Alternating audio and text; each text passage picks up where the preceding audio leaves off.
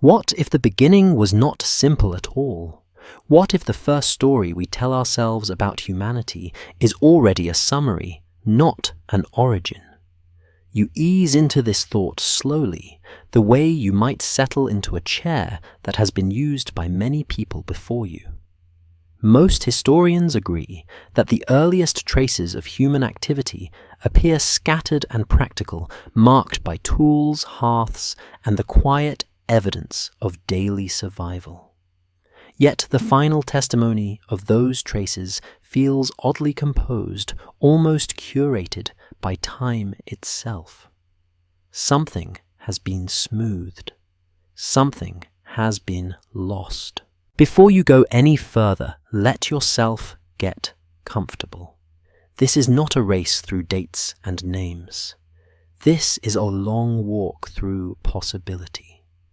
And yes, before you begin this journey, take a moment to like the video and subscribe, but only if you genuinely enjoy what I do here. If you feel like it, share where you are listening from and what time it is right now. There is something grounding about knowing others are awake or drifting off alongside you. Now, dim the lights and let's ease into tonight's journey together. You imagine standing at the edge of recorded history, not as a sharp line, but as a wide fog bank. Archaeology suggests that before cities and writing human groups were small, mobile and adaptive. Camps formed and dissolved. Tools were carried, repaired, and eventually discarded. The evidence we do have points to ingenuity shaped by necessity rather than grandeur. That is the solid ground. And yet, one interpretation is that survival alone does not explain the consistency of certain patterns. Fire pits appear arranged in familiar ways across distant regions. Stone tools show shared preferences in shape and balance, even where contact is uncertain. A careful reading might suggest that early humans were not just reacting to the world, but organizing themselves within it, according to principles we no longer recognize. You sit with that idea for a moment, not as a conclusion, but as a posture. If the evidence is thin, we will say so. We will keep the solid ground separate from the mist. Most historians agree that the transition from foraging to settled life took tens of thousands of years and happened unevenly. Some groups experimented with staying put, others returned to movement. What's broadly accepted is that there was no single switch, no universal moment of awakening. Civilization, as we usually define it, crept forward rather than arriving fully formed. Still, historians still argue whether something more structured existed before the first cities we can name. This debate does not claim lost empires with towers and roads. A more cautious explanation could be that social systems once existed that left little physical trace. Systems of teaching memory or coordination that lived primarily in people rather than stone. You picture evenings around a low fire. The light flickers familiar and contained. Voices repeat stories that are not entertainment, but instruction. Where to walk when the seasons change, which stones hold an edge, how to read the land for water, for danger, for return. Archaeology suggests such gatherings were common, even essential. One interpretation is that these moments formed the backbone of early society. And what if those backbones were stronger than we assume? A fringe idea proposes that early humans inherited knowledge from an even earlier source now erased. This theory is not widely accepted, and the evidence for it is fragile at best. If we treat it as a possibility rather than a conclusion, it becomes less about lost civilizations and more about lost processes, ways of thinking that did not fossilize. Let me rephrase that more carefully. This is not about hidden truths waiting to be uncovered in a single dramatic find. This is about recognizing that absence in the record does not automatically equal absence in reality. The mystery is not in what we know, but in what we cannot confirm. You notice how your breathing slows as the questions widen. There is no pressure to solve anything tonight. We are not proving anything. We are following clues. Most historians agree that human memory once carried far more weight than it does now. Without writing, accuracy mattered. Repetition mattered.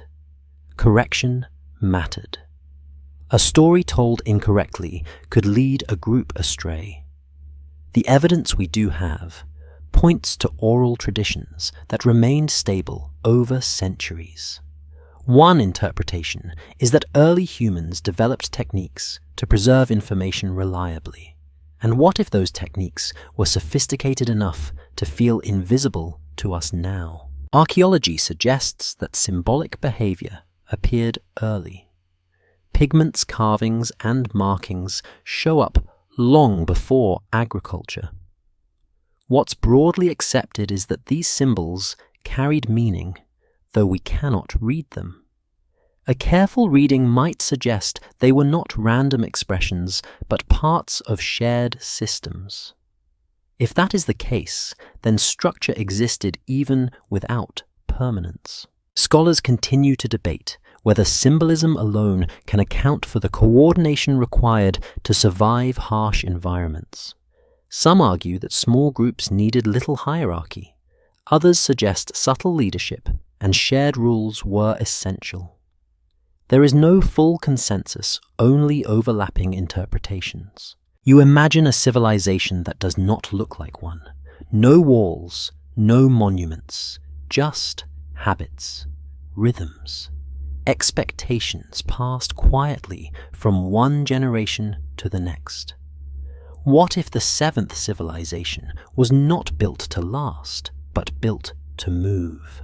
This theory isn't widely accepted, but it raises a gentle possibility that the earliest complex systems were designed to leave no trace, that durability was not the goal. Continuity was. If the evidence is thin, we will say so. And here it is thin.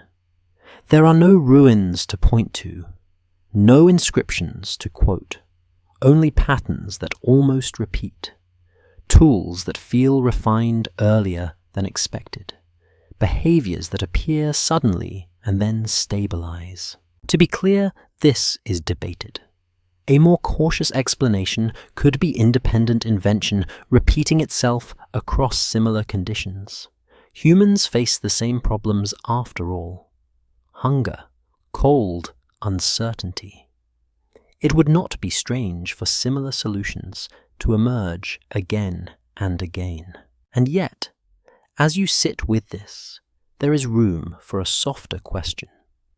What if some of those solutions were remembered rather than invented, not consciously, not ceremonially, but through habits that felt natural because they had been practiced before? You let the fire settle lower now.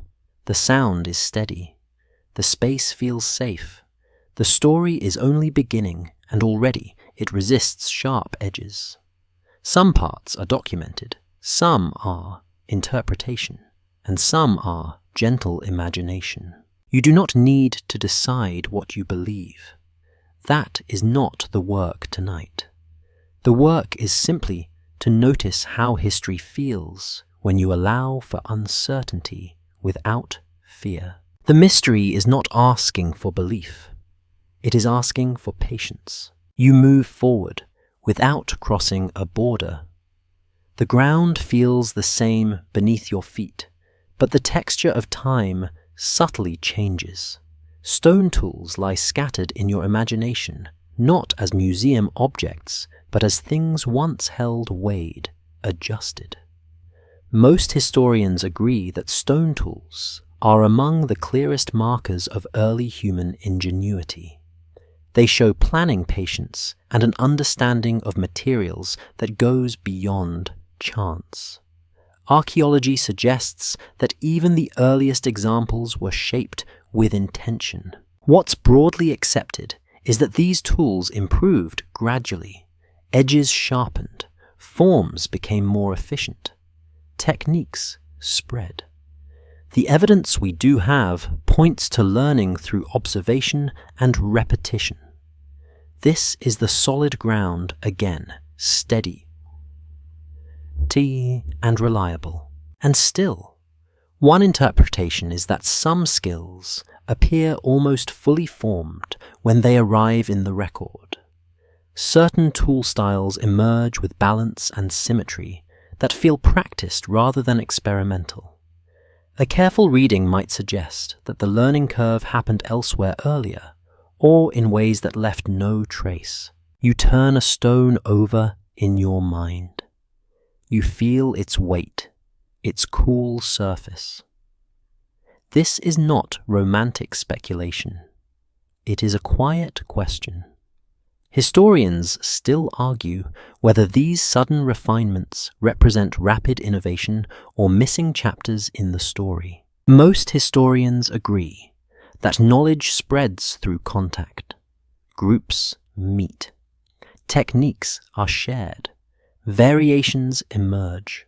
Over time, styles drift. Archaeology suggests trade networks existed earlier than once believed, allowing ideas to travel alongside materials.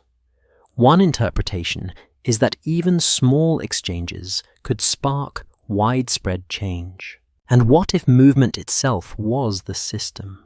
What if people carried not just objects, but methods? What if teaching happened constantly woven into daily tasks, rather than formal instruction?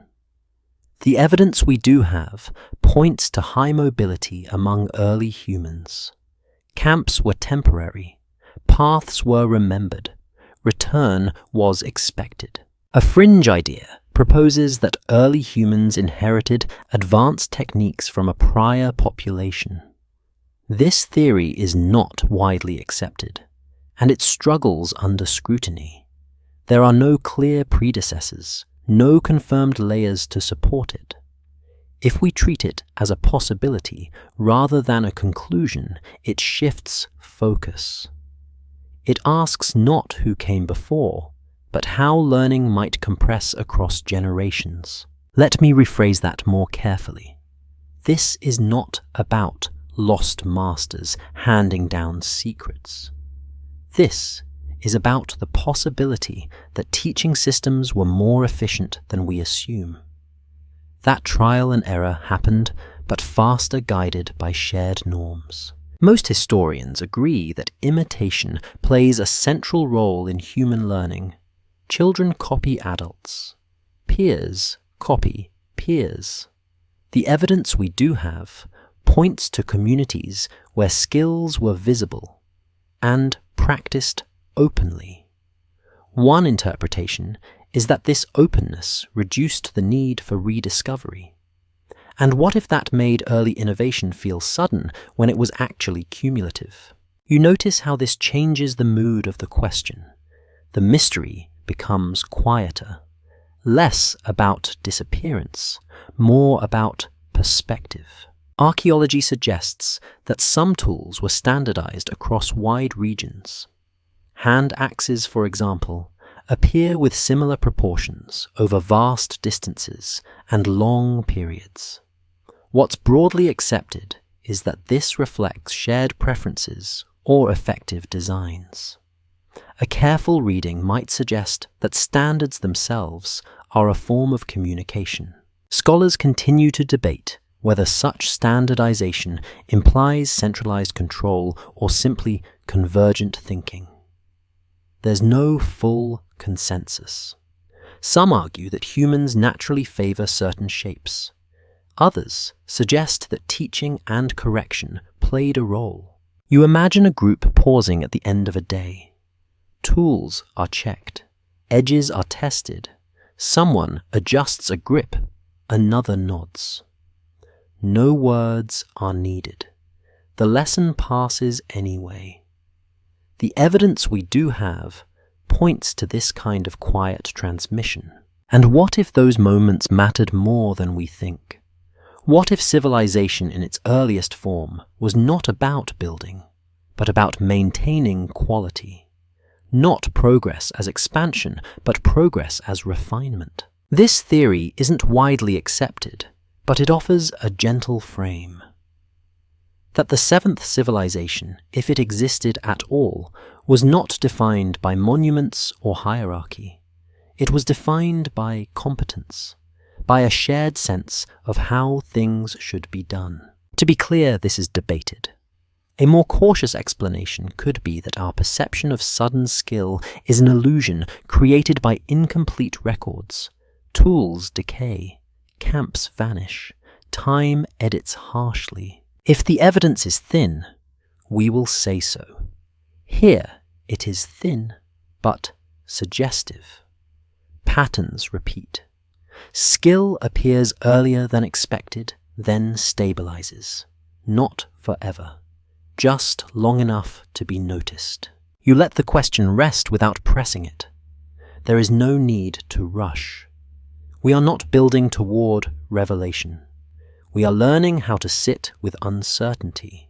The stone in your hand feels warm now, or maybe that is just you. Either way, the rhythm continues. Skills pass on. Stories move with them. And somewhere beneath what we can measure, something hums softly unresolved, but calm. The mystery remains open exactly where it needs to be. You drift into the quiet spaces now, the places where the record thins and the ground feels less certain. Not empty, just quiet. Archaeology suggests that when researchers dig through layers of soil, they sometimes encounter long pauses. No tools, no hearths, no obvious signs of living. Most historians agree that these gaps are real features of the record, not mistakes. Time erosion and movement all play their part. What's broadly accepted is that people did not vanish during these intervals. The evidence we do have points to continued human presence somewhere nearby. Groups may have moved with changing climates. Rivers shifted, shorelines advanced and retreated. One interpretation is that absence in one place simply means presence in another. And yet, historians still argue whether these silences represent something more than relocation. A careful reading might suggest episodes of disruption, short collapses, social resets. Not dramatic endings, but quiet pauses where familiar patterns loosened. You imagine walking across a plain after a long absence. The land is recognizable but altered. Paths have softened. Fire scars have faded. Returning does not feel like resuming. It feels like beginning again, but with memory. Most historians agree that climate played a powerful role in early human movement. Ice ages advanced and withdrew. Rainfall shifted. The evidence we do have points to adaptability as a defining human trait. Groups adjusted diets, tools, and routes to survive. This is steady ground. Still, one interpretation is that environmental pressure alone does not explain how quickly new patterns sometimes emerge after a gap. Camps reappear with familiar layouts. Tools return with recognizable styles. A more cautious explanation could be that traditions were carried continuously even when physical traces were not. You pause on that thought. Tradition without footprint. Knowledge that moves cleanly, leaving little behind. A fringe idea proposes that some early societies chose not to leave lasting traces. This theory is not widely accepted, and there is little direct evidence to support it. If we treat it as a possibility rather than a conclusion, it becomes less about intention and more about consequence. Nomadic life by design resists permanence. Archaeology suggests that many early sites were used briefly, then abandoned. What's broadly accepted is that mobility reduced material accumulation. One interpretation is that light living was practical.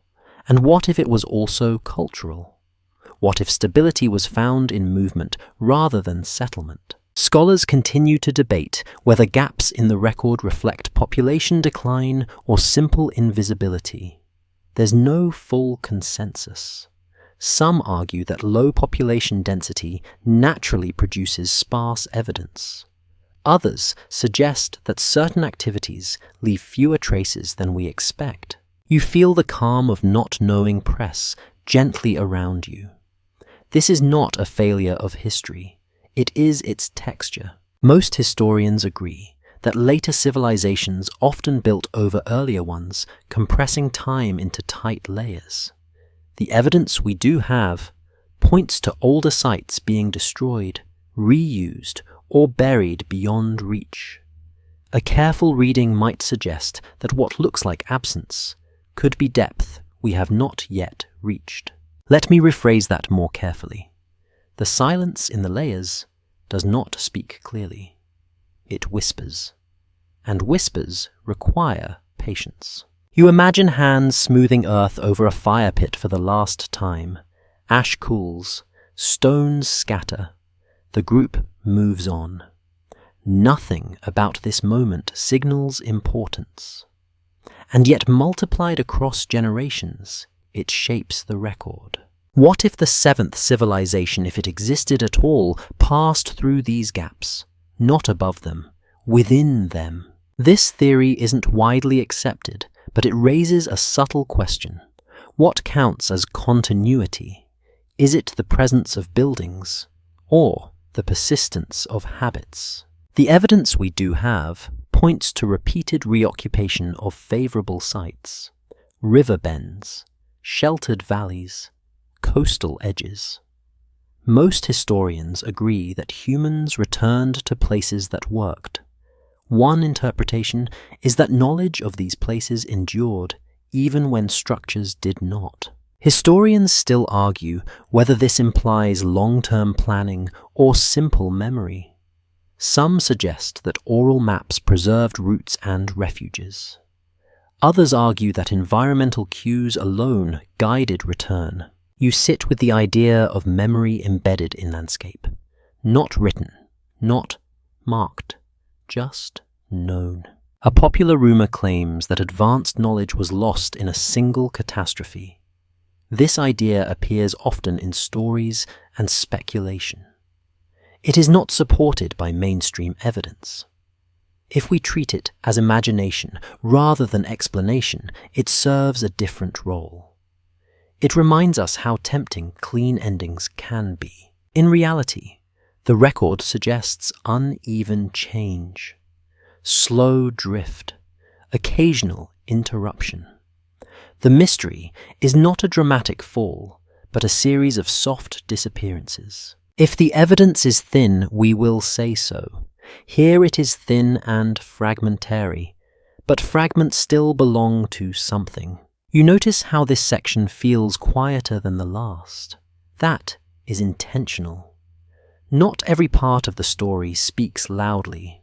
Some parts ask you to lean in. The silence in the layers does not accuse us of ignorance. It invites humility. You let your breathing slow. The ground beneath you feels steady again, even without answers.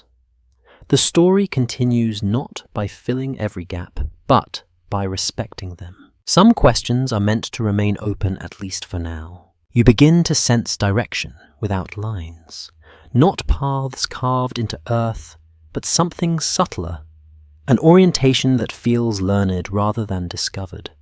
Most historians agree that early humans navigated vast landscapes with remarkable accuracy.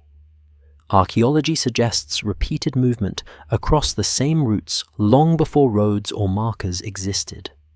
The evidence we do have points to an intimate familiarity with landforms, seasons, and cycles. What's broadly accepted is that survival required this knowledge.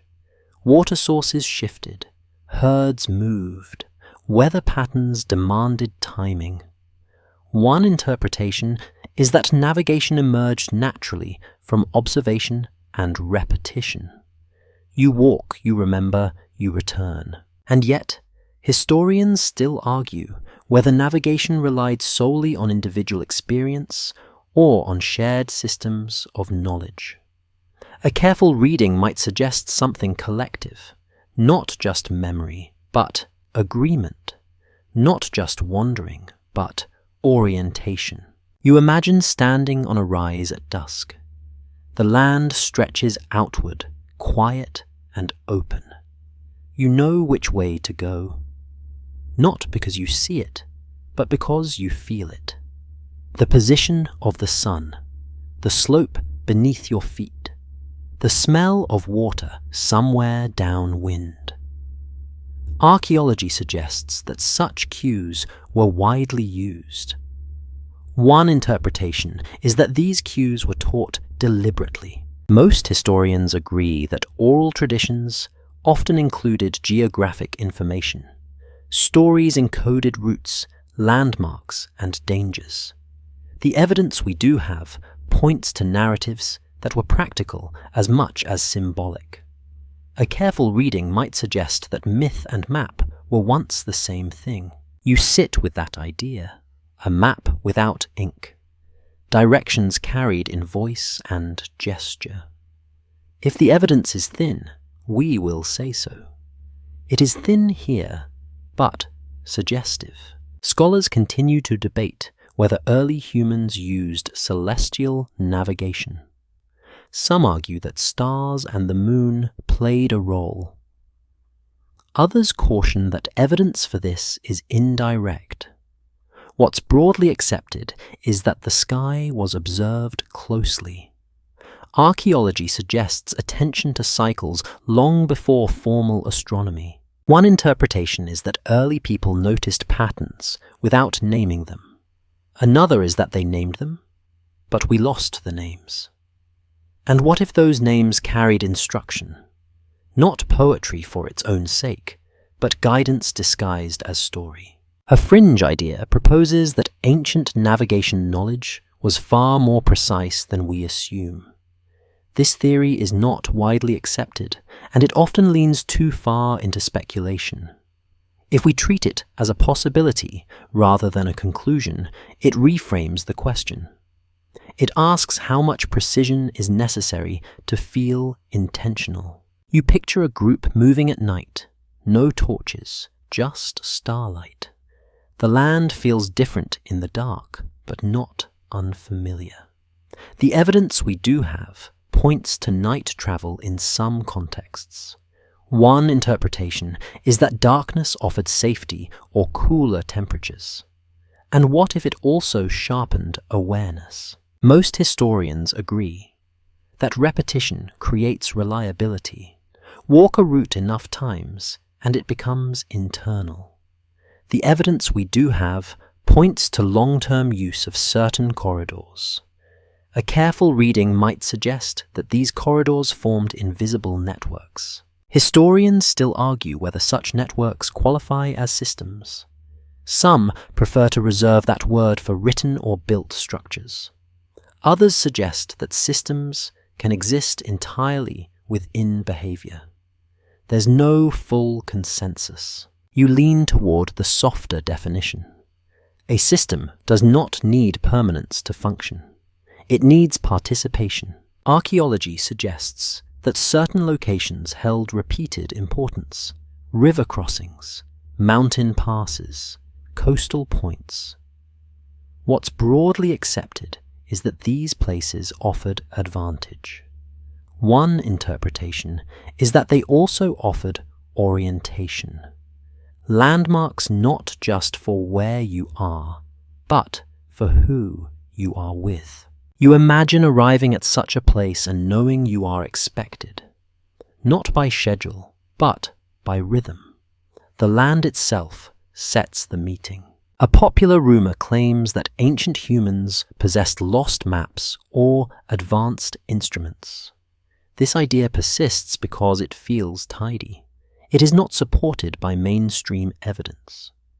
If we treat it as imagination rather than explanation, it reveals a longing for certainty.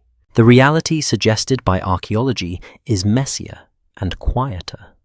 Knowledge lived in people. When people moved, knowledge moved.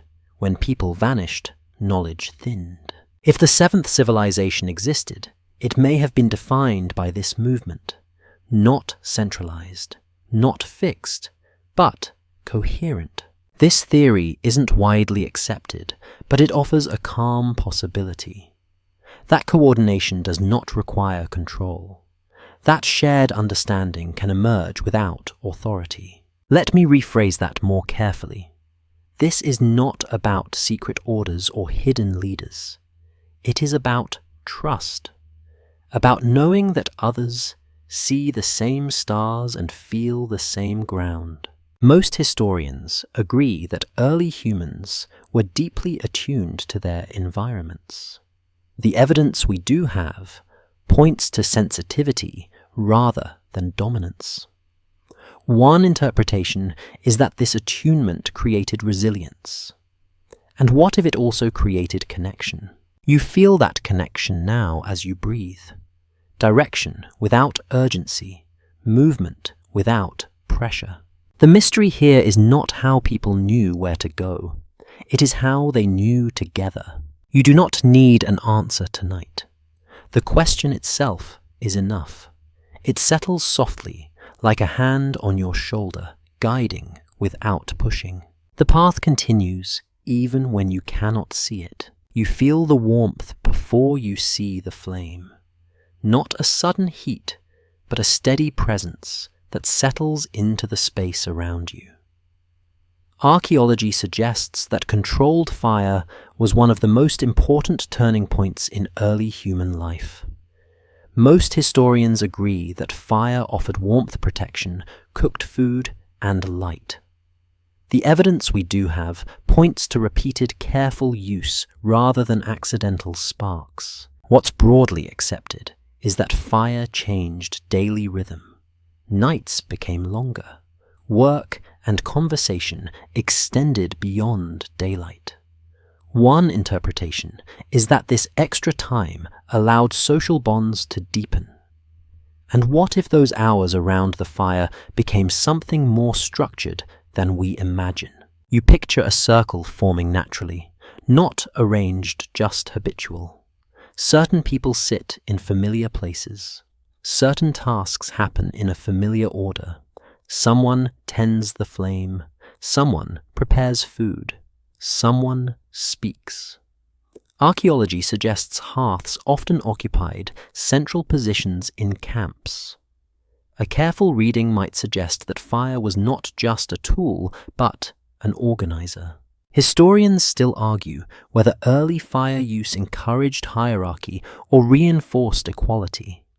Some propose that control of fire granted influence. Others suggest it demanded cooperation. There's no full consensus. The evidence we do have points to shared responsibility rather than ownership.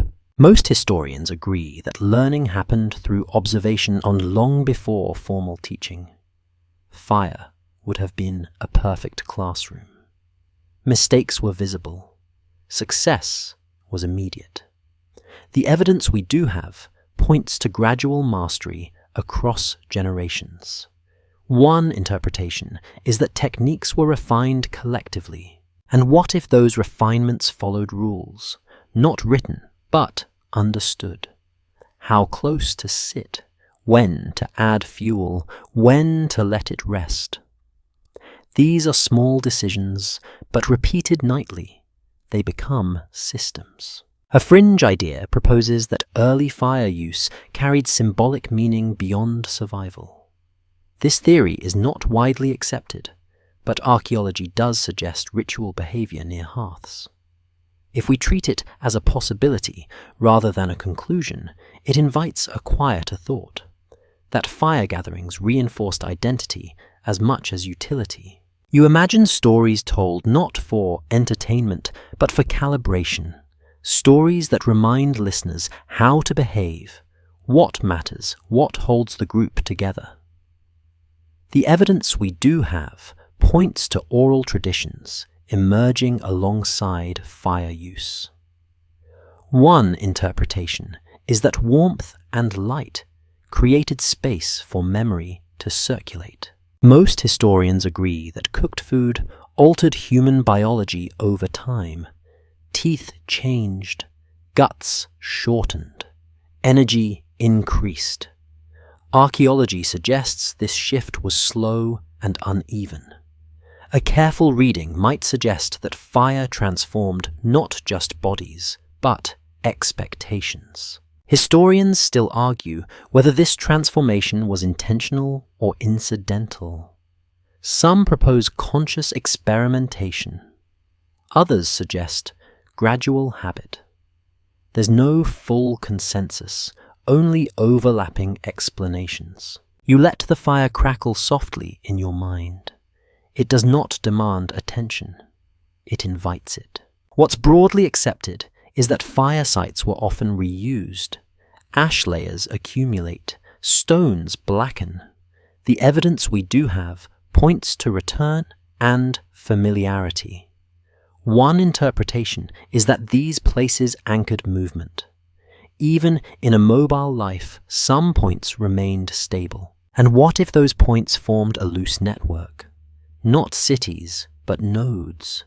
Places where groups expected others to pass through, where information might be exchanged. Archaeology suggests overlapping use of certain locations across time. A careful reading might suggest coordination without permanence. A popular rumor claims that ancient firekeepers held secret knowledge lost to time. This idea persists because it feels dramatic. It is not supported by mainstream evidence.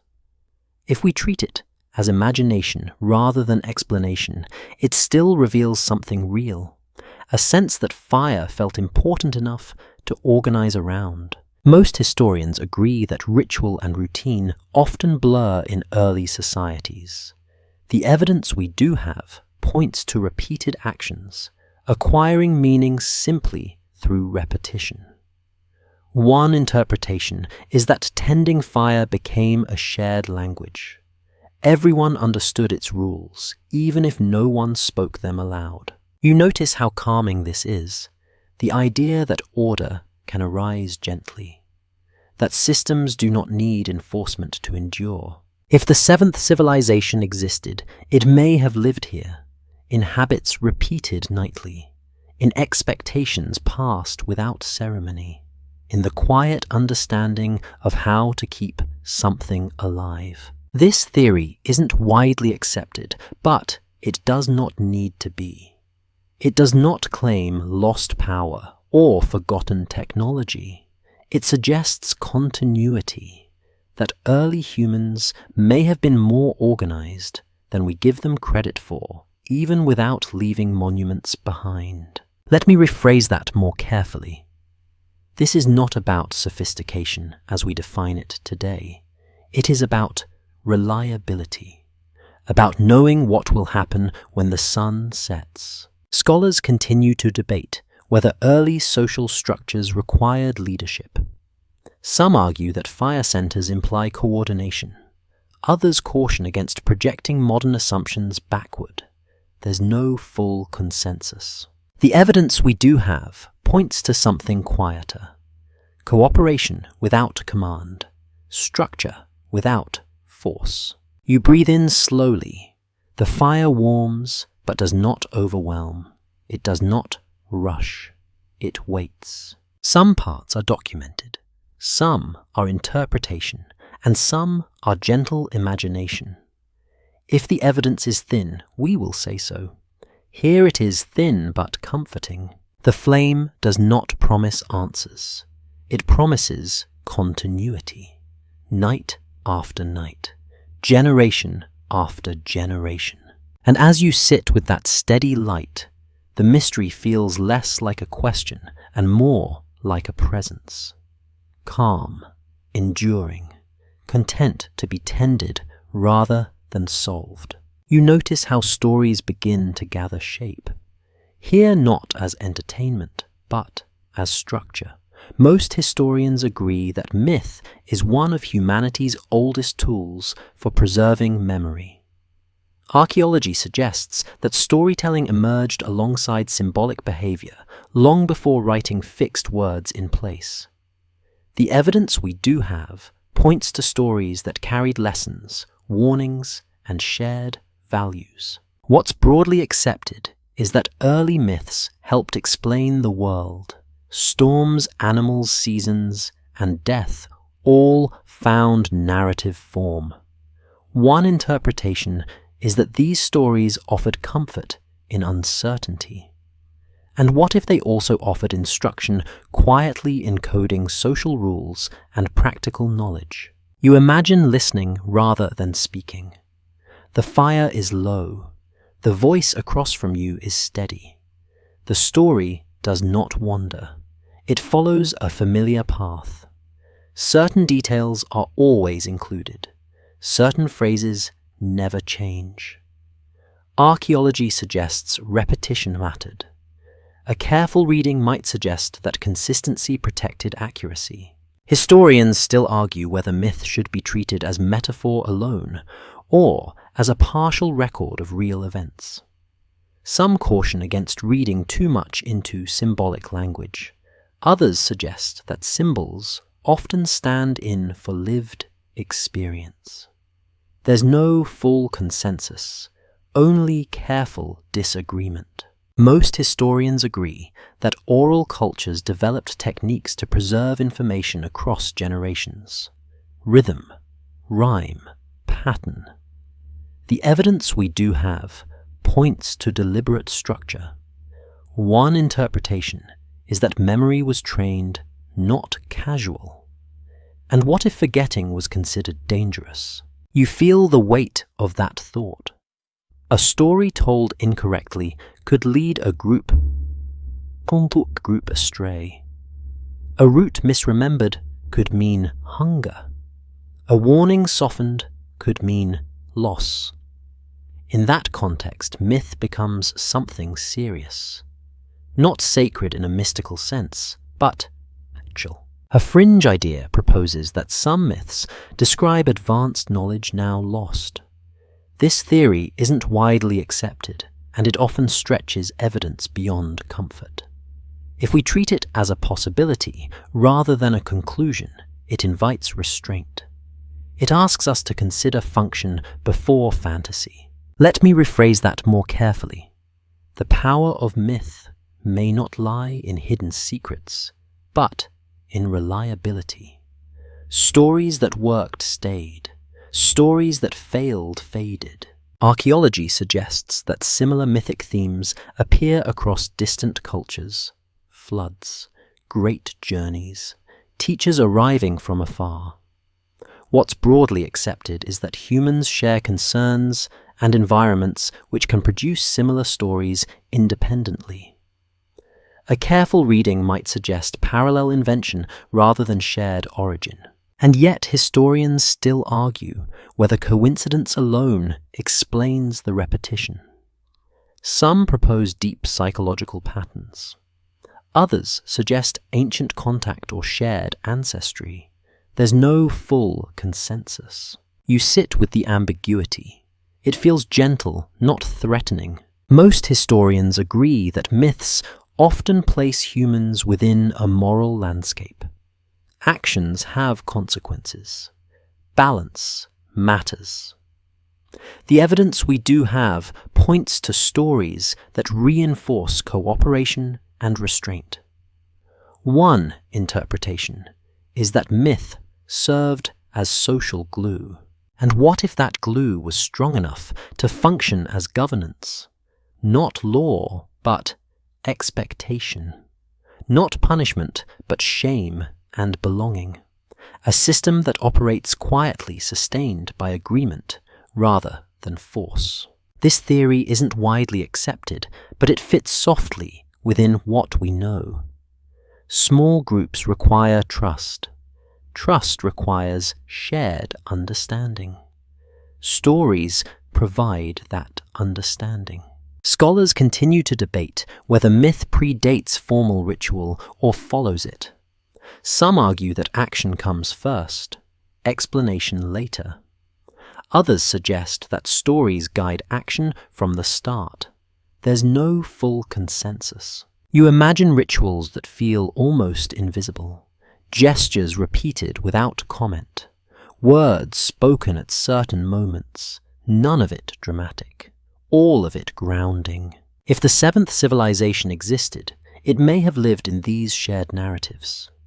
Not in monuments or laws, but in expectations carried from voice to voice, knowledge that moved without weight. A popular rumor claims that ancient myths conceal literal histories of lost worlds. This idea persists because it feels hopeful. It is not supported by mainstream evidence. If we treat it as imagination rather than explanation, it still highlights something real: our desire for continuity. The evidence we do have points to something quieter. Stories adapt. They change shape while preserving function. A careful reading might suggest that flexibility kept them alive. If the evidence is thin, we will say so. Here it is thin but resilient. Myths do not fossilize easily. They breathe with the people who carry them. You notice how this softens the idea of loss.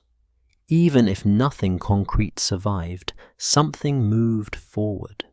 Not intact, but recognizable. The mystery is not whether early humans told stories. It is what those stories were designed to protect. You do not need to decode them tonight. It is enough to feel how carefully they were held. As the voice fades, the fire settles lower. The story ends, not with a conclusion, but with a pause, an invitation to listen again tomorrow. And in that pause, the possibility remains, calm, open, waiting. You start to notice moments where ability seems to arrive all at once, like a skill stepping fully into the light, instead of easing forward. Most historians agree that human technology advanced unevenly, marked by long periods of stability, interrupted by sudden changes. Archaeology suggests that certain tools, techniques or behaviors appear rapidly in the record already refined enough to endure. What's broadly accepted is that innovation does not move at a constant pace. Pressure matters, environment matters, opportunity matters. One interpretation is that necessity accelerates invention.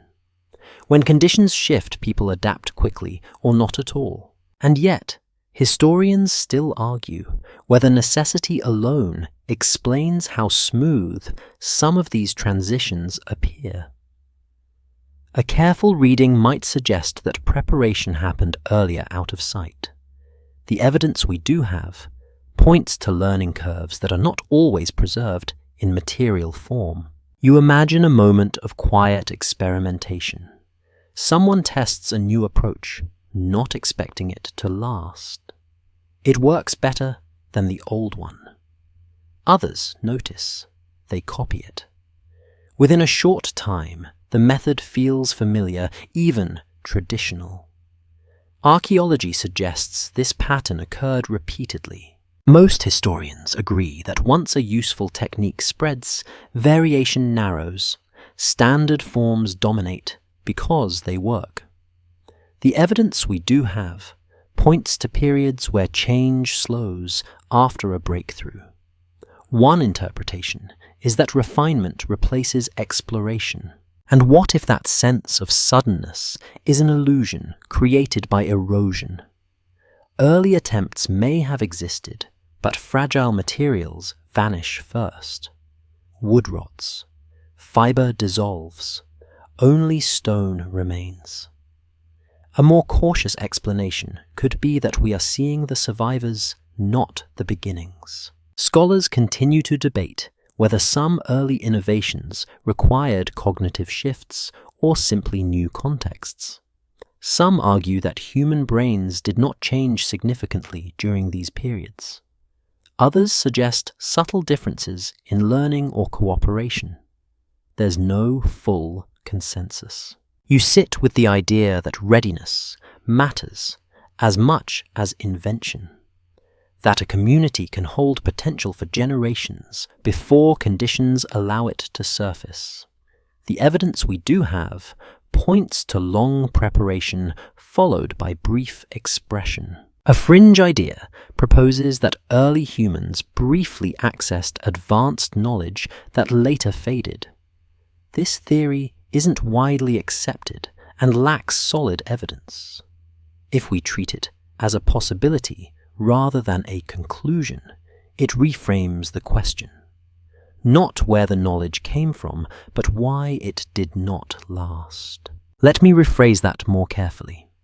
The mystery may not be sudden brilliance, but fragile continuity. Skills that require practice disappear when conditions disrupt learning. One bad generation can break a chain. Most historians agree that teaching requires stability. Children must watch adults. Adults must have time to show. The evidence we do have points to periods where disruption may have interrupted transmission. One interpretation is that innovation sometimes outruns the ability to preserve it. Historians still argue whether this explains why certain techniques appear and vanish. Some suggest that loss is as natural as invention. Others propose that social change matters more than environment. You imagine a tool that works beautifully, but requires careful handling. It saves time, but only if everyone knows how to use it. A migration, a loss of elders, a shift in resources. Suddenly, the tool becomes impractical. It fades. What's broadly accepted is that not all progress accumulates. Archaeology suggests cycles of gain and loss. A careful reading might suggest that history remembers endurance more than brilliance. If the seventh civilization existed, it may be visible only in these flashes, not long enough to settle into permanence, not powerful enough to dominate, just capable enough to leave a brief impression. This theory isn't widely accepted, but it aligns gently with what we see.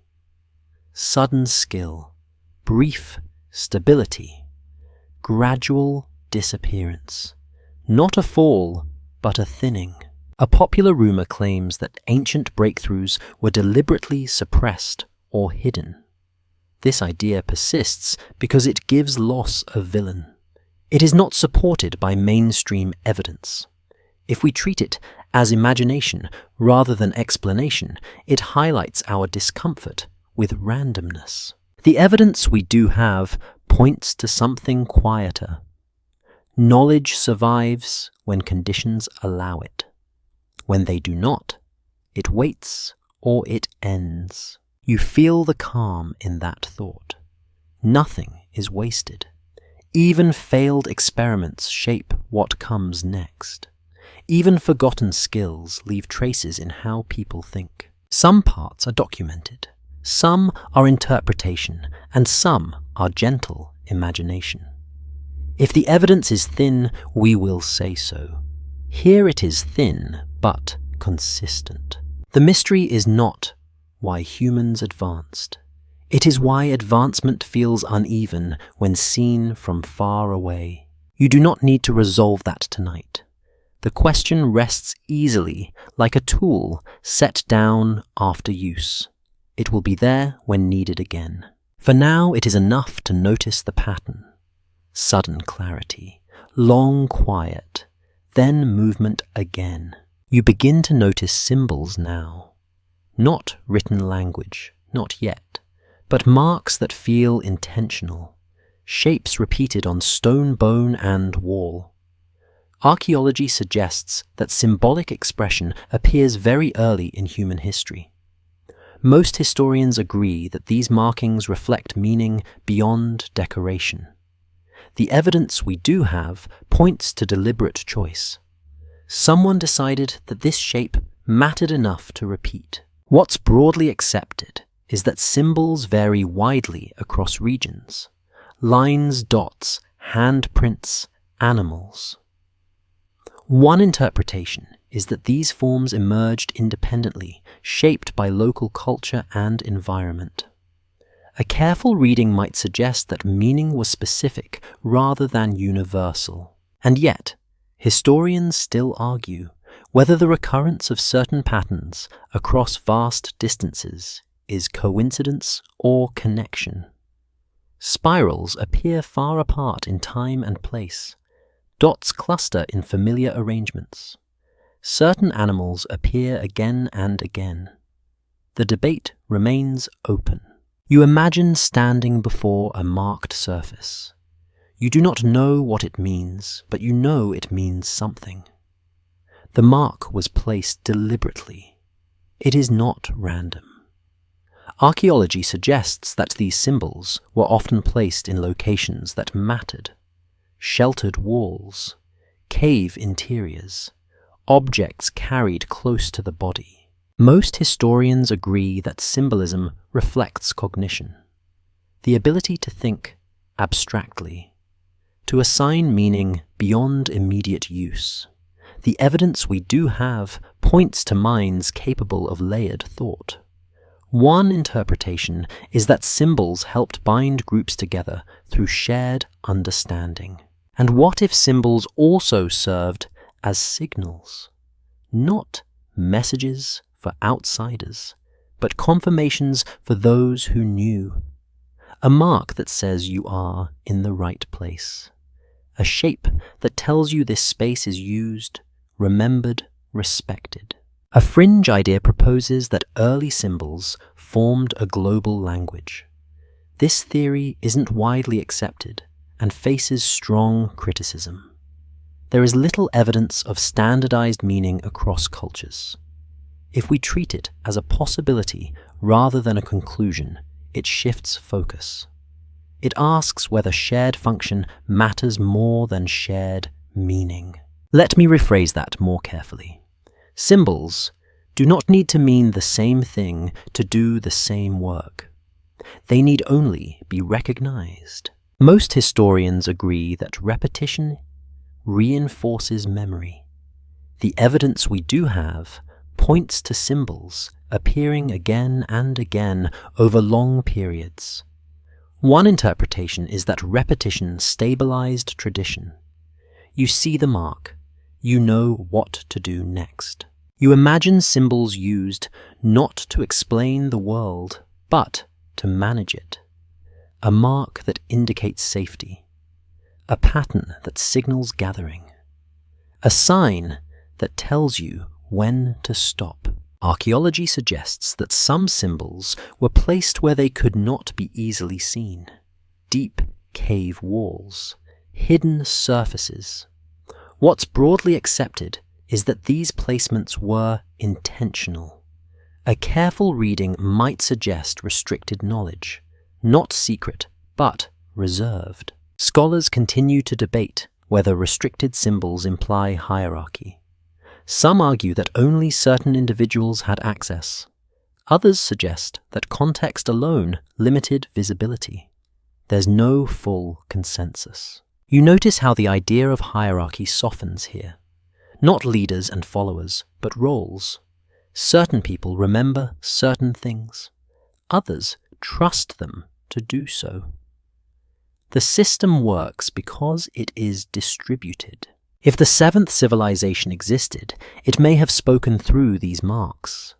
Not loudly, not permanently, but clearly enough for those who belonged. This theory isn't widely accepted, but it does not require lost alphabets or hidden codes. It suggests something simpler. That meaning was shared through familiarity, not translation. A popular rumor claims that ancient symbols contain maps or astronomical data. This idea persists in books and documentaries. It is not supported by mainstream evidence. If we treat it as imagination rather than explanation, it still reveals curiosity, a desire to find order. The evidence we do have points to something quieter. Symbols grounded people. They reminded them who they were with, where they stood. Most historians agree that symbols often accompany ritual. The evidence we do have points to marking moments as well as places. One interpretation is that symbols helped structure time. This happens now. This happens here. You feel how calming that is. The world gains edges, not rigid ones, but gentle boundaries. If the evidence is thin, we will say so. Here it is thin but textured. Symbols do not preserve easily. Meaning fades faster than material. You imagine a symbol traced in ash. It lasts only a moment, but the act of tracing it matters more than its endurance. The memory moves on. Historians still argue whether symbolic systems alone can sustain complex societies. Some argue that writing is necessary. Others suggest that memory and repetition can carry more than we assume. You sit with that question without answering it. The symbol does not demand interpretation tonight. It asks only to be noticed. Some parts are documented, some are interpretation, and some are gentle imagination. The balance feels right here. Solid ground beneath mist. The marks remain, not as proof, as presence. And as you let your eyes close, the shapes soften. They drift not into meaning, but into calm. Whatever they once signified, they did their work. They held people together, and that may be enough. You begin to feel time stretching differently here, not as hours counted, but as seasons anticipated. Archaeology suggests that long before clocks or calendars, early humans paid close attention to repeating cycles. Most historians agree that survival depended on knowing when animals migrated, when plants ripened, when cold would return. The evidence we do have points to careful observation carried forward year after year. What's broadly accepted is that this awareness developed gradually. People noticed patterns because their lives depended on them. One interpretation is that seasonal knowledge emerged through trial and error. Stay too long and food disappears. Leave too early and you miss abundance. And yet historians still argue whether early humans tracked time more precisely than we assume. A careful reading might suggest that awareness went beyond rough estimation. Certain sites show repeated use aligned with seasonal events. The timing feels intentional. You imagine standing in the same place at the same time each year. The light falls a certain way. The wind carries familiar smells. The land signals readiness. Archaeology suggests that people returned to particular locations seasonally. One interpretation is that memory anchored these returns. Most historians agree that this kind of pattern recognition does not require formal measurement. The evidence we do have points to embodied knowledge. You feel when it is time. You sense when something is late. And what if that sense was shared, not privately felt, but collectively recognized? A group knows when to move because everyone feels the same shift. The evidence we do have points to coordinated movement without written schedules. Scholars continue to debate whether early humans marked time symbolically. Some argue that carvings or alignments suggest tracking celestial events. Others caution that coincidence and pattern-seeking can mislead. There's no full consensus. You pause with that uncertainty. It feels gentle. No need to resolve it. Most historians agree that the sky held meaning. Sun, moon, and stars offered regularity in an unpredictable world. Archaeology suggests that attention to the sky appeared early. One interpretation is that observation came before explanation. People noticed long before they named. And what if naming was unnecessary? What if knowing was enough? A glance upward tells you what you need. The season is turning. Prepare. A fringe idea proposes that ancient people possessed precise astronomical calendars long before agriculture. This theory isn't widely accepted and often relies on speculative alignments. If we treat it as a possibility rather than a conclusion, it still raises a quieter point. That early humans may have been more attentive than we expect. Let me rephrase that more carefully. Attentive does not mean advanced in a modern sense. It means present. It means watching the same horizon every day. Archaeology suggests that some early structures align with solstices or equinoxes. What's broadly accepted is that these alignments appear more clearly later in history. A careful reading might suggest that earlier practices were simpler, less permanent, harder to detect. Historians still argue whether alignment requires intention or emerges naturally from repeated use. Some suggest that people build where the light feels right. Others argue for deliberate marking of time. You imagine a gathering at dawn. No announcement, no signal. People simply arrive. They know today matters. The evidence we do have points to shared anticipation. Most historians agree that timing reduces risk. Arrive too late and resources are gone. Arrive too early and effort is wasted. One interpretation is that groups that timed well survived better.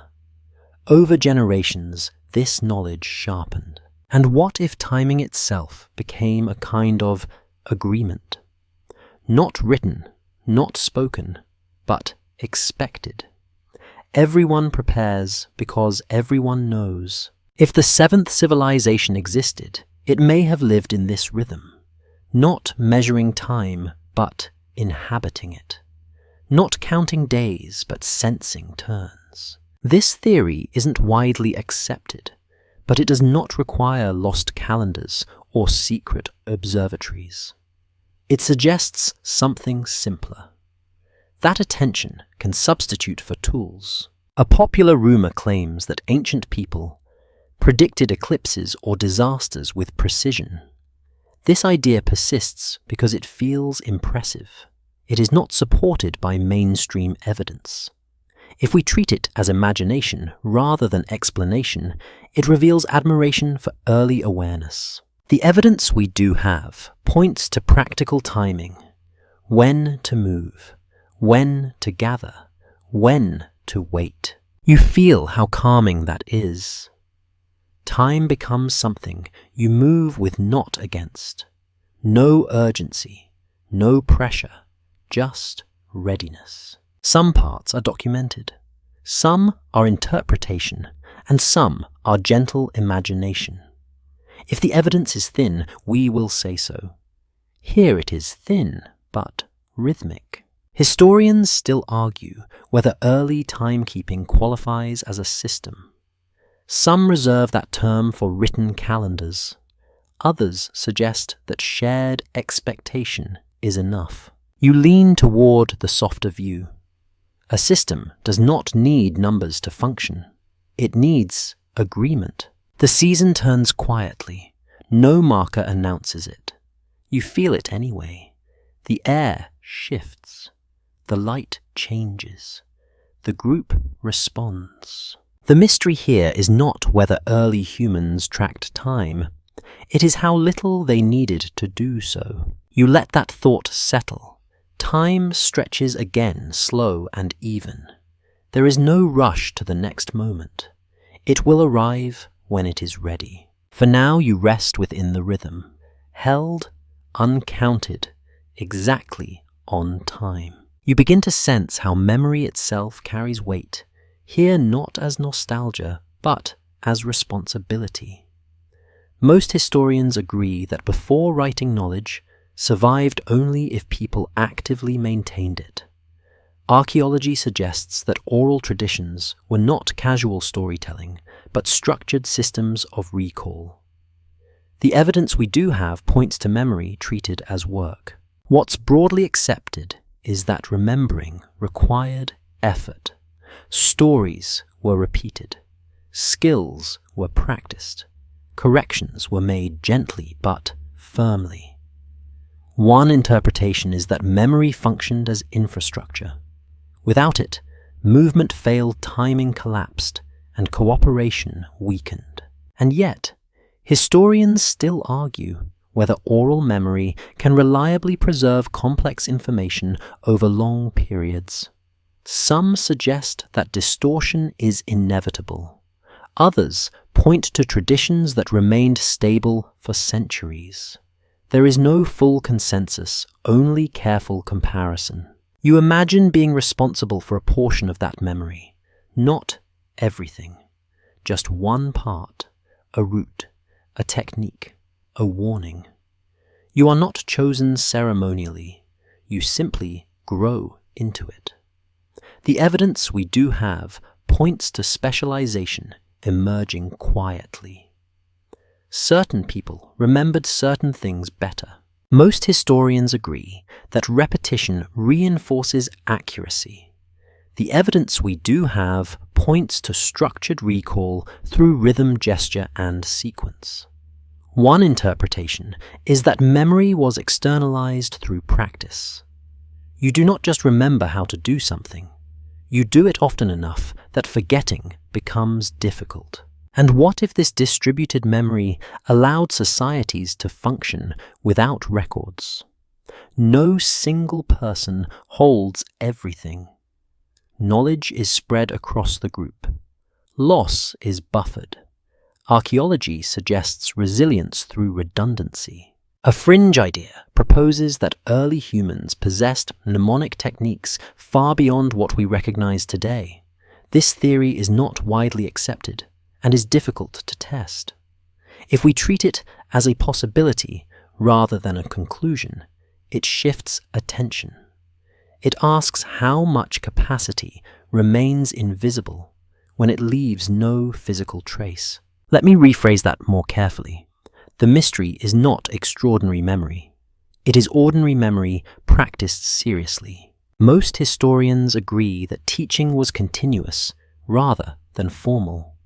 The evidence we do have points to learning embedded in daily life. One interpretation is that memory did not need reinforcement through ceremony. It lived in routine. Historians still argue whether such systems could scale beyond small groups. Some suggest limits. Others argue that scaling changes form rather than fails. There's no full consensus. You imagine memory traveling as people move, routes remembered by walkers, techniques remembered by makers, songs remembered by singers. Each carries a fragment. Together they form something coherent. What's broadly accepted is that forgetting happens when continuity breaks. A generation disrupted, a pattern interrupted.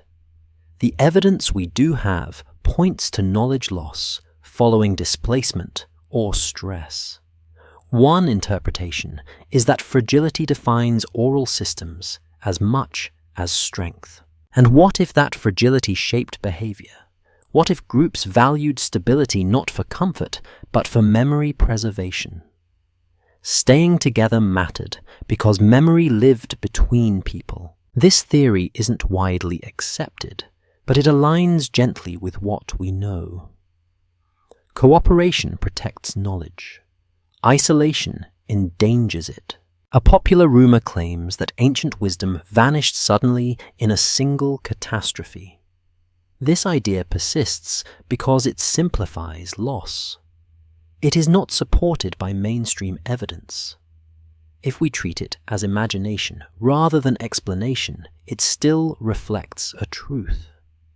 Loss feels dramatic, even when it is gradual. The evidence we do have points to slow erosion, a song forgotten, a route misremembered, a technique simplified.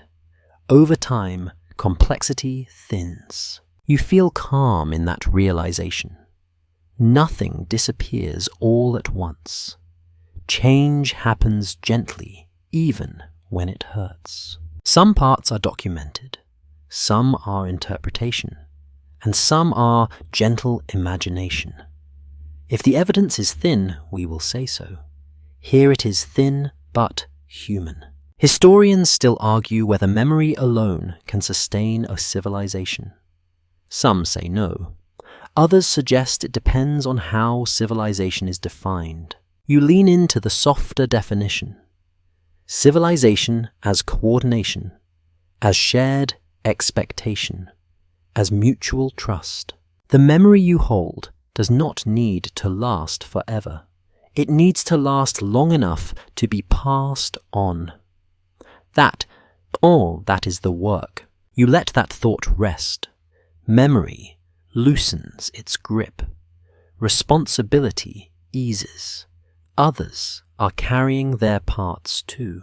The system holds not because it is rigid, but because it is shared. And as you settle deeper into the quiet, you realize that remembering was never about the past alone.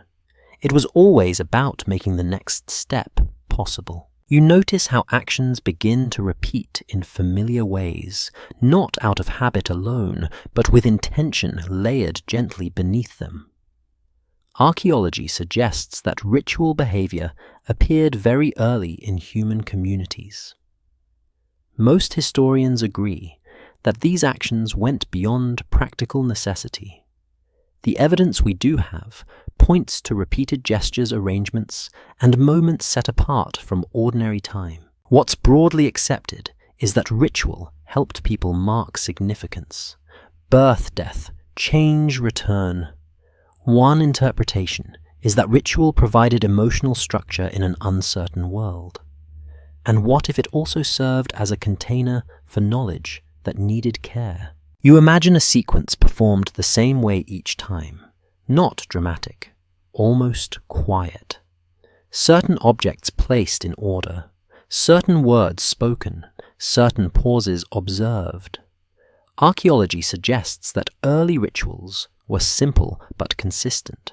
A careful reading might suggest that consistency mattered more than spectacle. Historians still argue whether ritual emerged from belief or whether belief followed ritual. Some propose that people acted first and explained later. Others suggest that shared meaning guided action from the beginning. There is no full consensus, only thoughtful disagreement. Most historians agree that ritual strengthens group cohesion. The evidence we do have points to synchronized behavior increasing trust. One interpretation is that doing things together matters as much as believing the same things. And what if ritual also functioned as rehearsal? Practicing cooperation, reinforcing roles, teaching timing. The evidence we do have points to ritual moments involving coordination, movement, sound, attention. You feel how calming that is. No pressure to innovate, no need to decide. You simply participate. A fringe idea proposes that some early rituals encoded practical information. This theory isn't widely accepted and often lacks clear support. If we treat it as a possibility rather than a conclusion, it opens a gentle question. Could repeated action teach without explanation? Let me rephrase that more carefully. A ritual does not need to explain itself to be effective. Its power lies in repetition and shared participation. Archaeology suggests that ritual spaces often overlap with daily living areas. What's broadly accepted is that sacred and ordinary were not sharply divided. A careful reading might suggest that meaning was woven into routine rather than separated from it. Most historians agree that ritual changes how time feels. Moments slow, attention narrows. The evidence we do have points to altered pacing during communal acts. One interpretation is that this shift allowed learning to settle more deeply. Scholars continue to debate whether early rituals required specialists. Some argue for designated leaders. Others suggest rotating roles or spontaneous organization. There's no full consensus. You imagine a group gathering without instruction. Everyone knows when to begin, not because they are told, but because they feel it. The rhythm is familiar. The steps are known. If the seventh civilization existed, it may have lived in these moments. Not in doctrine, but in practice. Not in monuments, but in movement. This theory isn't widely accepted, but it does not demand hidden temples or secret orders. It suggests something quieter. That ritual can be a technology, one that organizes emotion memory and cooperation at once. A popular rumor claims that ancient rituals preserved advanced knowledge deliberately concealed. This idea persists because mystery feels compelling. It is not supported by mainstream evidence. If we treat it as imagination rather than explanation, it still points to respect. People sensed that ritual mattered. The evidence we do have points to rituals that grounded communities. They created predictability. They softened uncertainty. They reminded people they were not alone. You feel the reassurance in that. Even without understanding every meaning, participation itself offers stability. Some parts are documented, some are interpretation, and some are gentle imagination. If the evidence is thin, we will say so. Here it is thin, but rhythmic. Historians still argue whether ritual alone can sustain social order. Some argue that rules are necessary. Others suggest that shared practice can be enough. You lean toward the softer possibility. That order can arise from care rather than control. The ritual ends without announcement. People drift back to daily tasks. Nothing dramatic has changed. And yet something holds more firmly than before. You breathe out slowly. The moment passes, but its effect remains. Quiet, subtle, enduring. And in that calm continuity, the story carries on step by familiar step. You begin to notice places that feel heavier with memory, not because of what stands there, but because of what once gathered there. Archaeology suggests that certain locations were returned to again and again across long stretches of time. Most historians agree that these recurring sites offered practical advantages. Water nearby, shelter from wind, clear views of animals or weather. The evidence we do have points to usefulness first. What's broadly accepted is that people did not choose places randomly. One interpretation is that early humans favored locations that worked. And what if usefulness slowly layered into meaning? A place remembered becomes a place expected. You imagine arriving at such a site after months of movement. The ground feels familiar underfoot. You know where to sit. You know where the fire will go. No marker announces importance. Recognition does the work. Historians still argue whether repeated use alone can transform a place into a center. Some suggest that only permanent structures create centrality. Others argue that memory itself can anchor significance. There is no full consensus. Most historians agree that early societies likely had gathering points. The evidence we do have points to overlapping tool styles and shared debris suggesting repeated visitation. One interpretation is that these places served as meeting grounds, not cities, but convergences. And what if convergence mattered more than settlement? What if the strength of a system lay not in staying put, but in knowing when and where to come together? A fringe idea proposes that some early hubs functioned as deliberate centers of coordination across wide regions. This theory is not widely accepted and lacks firm evidence. If we treat it as a possibility rather than a conclusion, it shifts focus. It asks how coordination could exist without administration. Let me rephrase that more carefully. Coordination does not require command. It requires expectation. Archaeology suggests that certain sites show signs of short but intense use. Large amounts of debris, evidence of feasting or shared labor. What's broadly accepted is that these moments were temporary. A careful reading might suggest planned gathering rather than chance accumulation. Most historians agree that gatherings strengthen networks. The evidence we do have points to exchange of goods, mates, and ideas during such moments. One interpretation is that these gatherings refreshed social ties that sustained groups through long separations. Historians still argue whether these centers functioned as neutral ground or as territory controlled by specific groups. Some suggest shared access. Others argue for boundaries. There's no full consensus. You imagine arriving at a place where disputes soften, where expectations shift, where behavior changes because everyone knows this ground matters. Not sacred in a formal sense, but respected.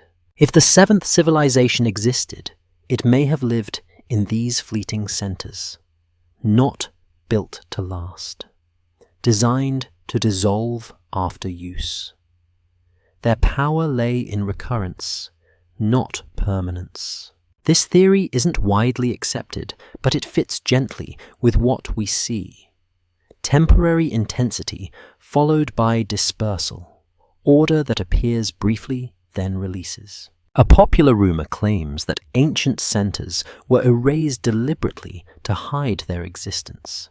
This idea persists because disappearance feels suspicious. It is not supported by mainstream evidence. If we treat it as imagination rather than explanation, it still reflects something real.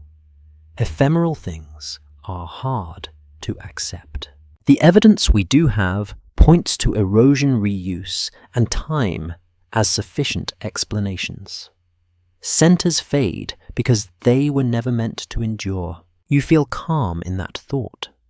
Importance does not require permanence. Some parts are documented, some are interpretation, and some are gentle imagination. If the evidence is thin, we will say so. Here it is thin, but coherent. Historians still argue whether civilization requires fixed centers. Some argue yes. Others suggest mobility can sustain complexity in different ways. You lean toward the quieter option, that systems can breathe, that cohesion can pulse rather than settle. The gathering ends. People leave in different directions, The ground remains empty, patient. You sense that nothing has been lost. The center will return when needed. It always has. And as you rest with that image, the story continues to unfold, not forward, outward. You start to notice echoes now, not in the ground itself, but in what comes later. Archaeology suggests that many early practices did not vanish completely, but reappeared in altered form within later civilizations. Most historians agree that cultures borrow, adapt, and repurpose. What came before? The evidence we do have points to continuity braided with change. What's broadly accepted is that later societies reused ideas because they worked. Farming methods, tool shapes, ritual timing, settlement choices. One interpretation is that inheritance happens quietly. People adopt what feels familiar without knowing its origin.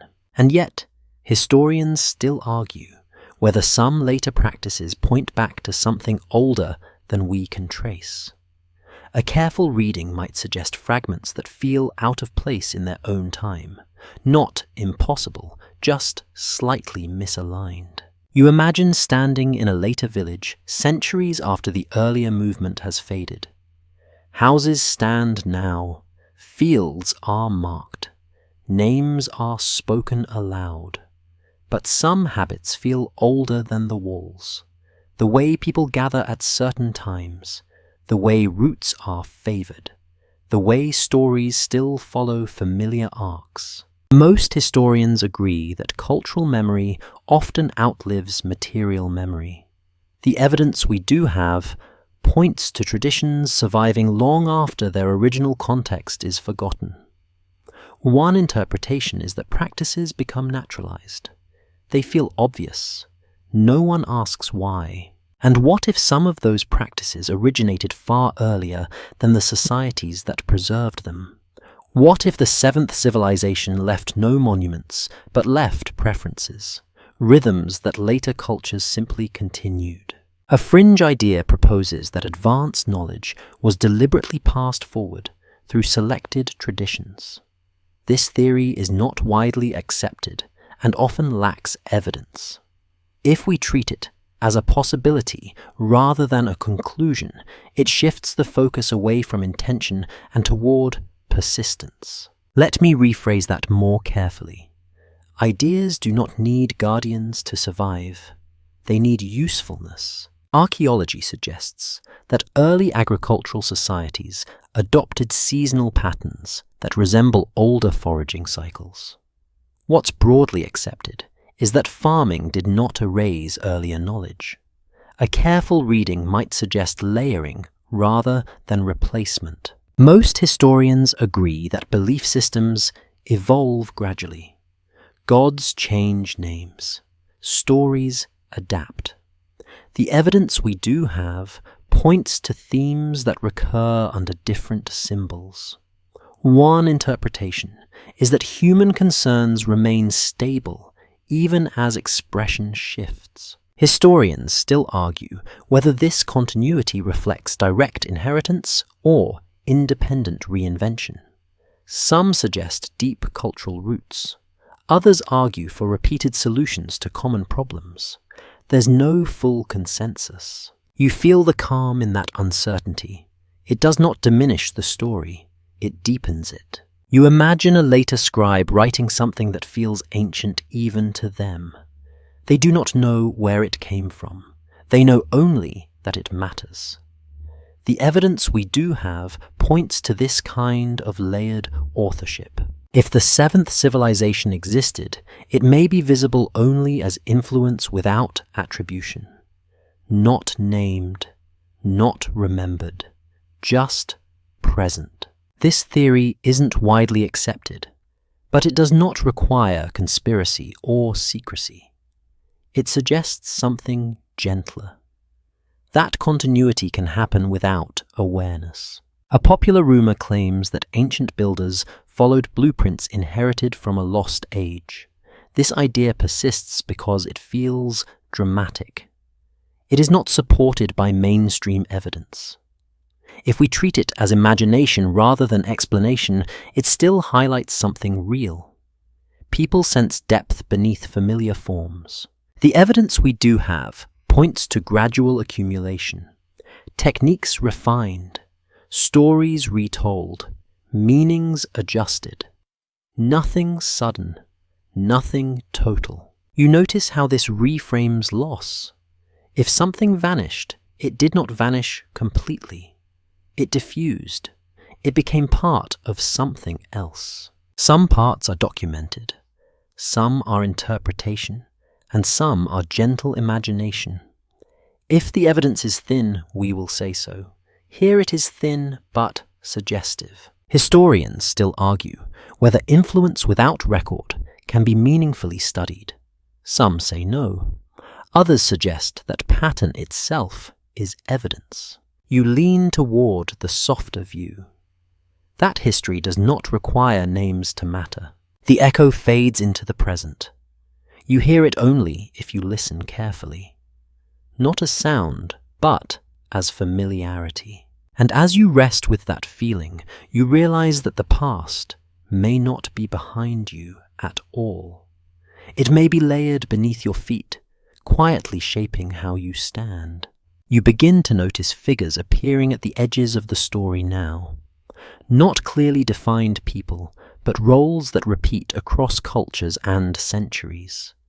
Teachers, bringers, guides.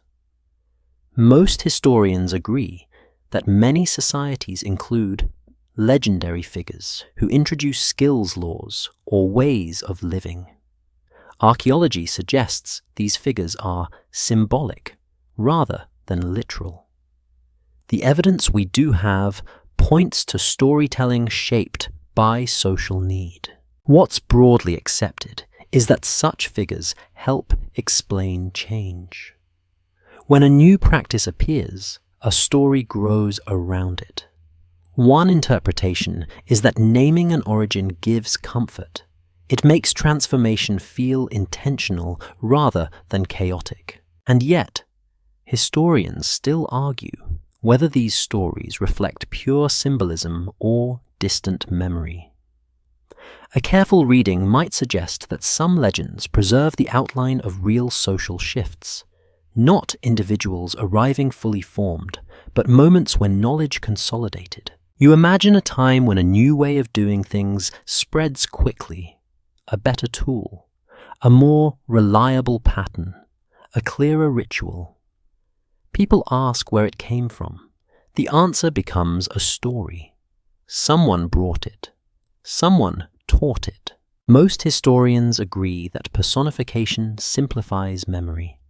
The evidence we do have points to complex processes reduced to single figures in narrative form.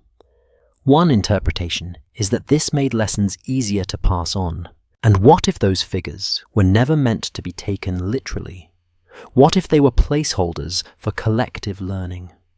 A way to say we figured this out together without saying it directly. A fringe idea proposes that some legendary teachers were visitors from an earlier advanced society. This theory is not widely accepted and lacks strong evidence. If we treat it as a possibility rather than a conclusion, it becomes less about visitors and more about how people imagine origins. Let me rephrase that more carefully. When knowledge feels sudden or transformative, it often gets a face. Archaeology suggests that many cultures describe similar bringers of fire farming or order. What's broadly accepted is that these similarities can arise independently. A careful reading might suggest that humans everywhere grapple with the same questions. Where did this come from? Why does it matter? Most historians agree that attributing knowledge to a figure creates authority. The evidence we do have points to stories that reinforce legitimacy. This is how we do things, because this is how we were taught. Historians still argue whether such stories preserve any historical kernel. Some suggest that they echo periods of rapid change. Others argue that they reflect psychological needs rather than events. There is no full consensus. You feel how softly this uncertainty settles. No need to decide. The stories can do their work without being decoded. If the seventh civilization existed, it may be remembered only through these figures.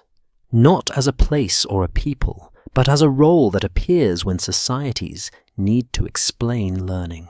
This theory isn't widely accepted, but it avoids extremes. It does not require hidden travelers or lost continents. It suggests something quieter, that teaching itself becomes mythologized. A popular rumor claims that ancient teachers possessed knowledge far beyond their time. This idea persists because it flatters mystery. It is not supported by mainstream evidence. If we treat it as imagination rather than explanation, it still reveals respect for learning. The evidence we do have points to incremental change wrapped in story. A careful reading might suggest that myth smooths rough transitions. It makes adoption easier. Some parts are documented. Some are interpretation, and some are gentle imagination. If the evidence is thin, we will say so. Here it is thin, but meaningful. Historians still argue whether myths of teachers conceal forgotten histories. Some lean towards symbolism. Others remain open to memory distorted by time. You lean into the calm of not knowing. The figure fades back into the crowd. The role dissolves into practice. What remains is the learning itself, passed on, adjusted, repeated. And as you rest with that thought, you realize that knowledge rarely needs a hero. It needs patience. It needs people willing to remember and people willing to listen. The story moves on, not with a departure, but with understanding quietly settling in. You begin to sense the edges of what can be known, not as a wall, but as a thinning. The story does not stop. It becomes lighter, harder to grasp. Most historians agree that the further back we look, the less material survives. Archaeology suggests that absence increases, not because nothing happened, but because time is selective. The evidence we do have points to survival bias. What endures is what resists decay. What's broadly accepted is that early human life relied heavily on materials that do not last. Wood, fiber, hide, gesture, voice.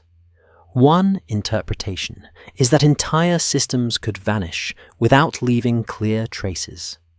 And what if this loss shapes our confidence more than the reality itself? Historians still argue whether the scarcity of evidence reflects simplicity or invisibility.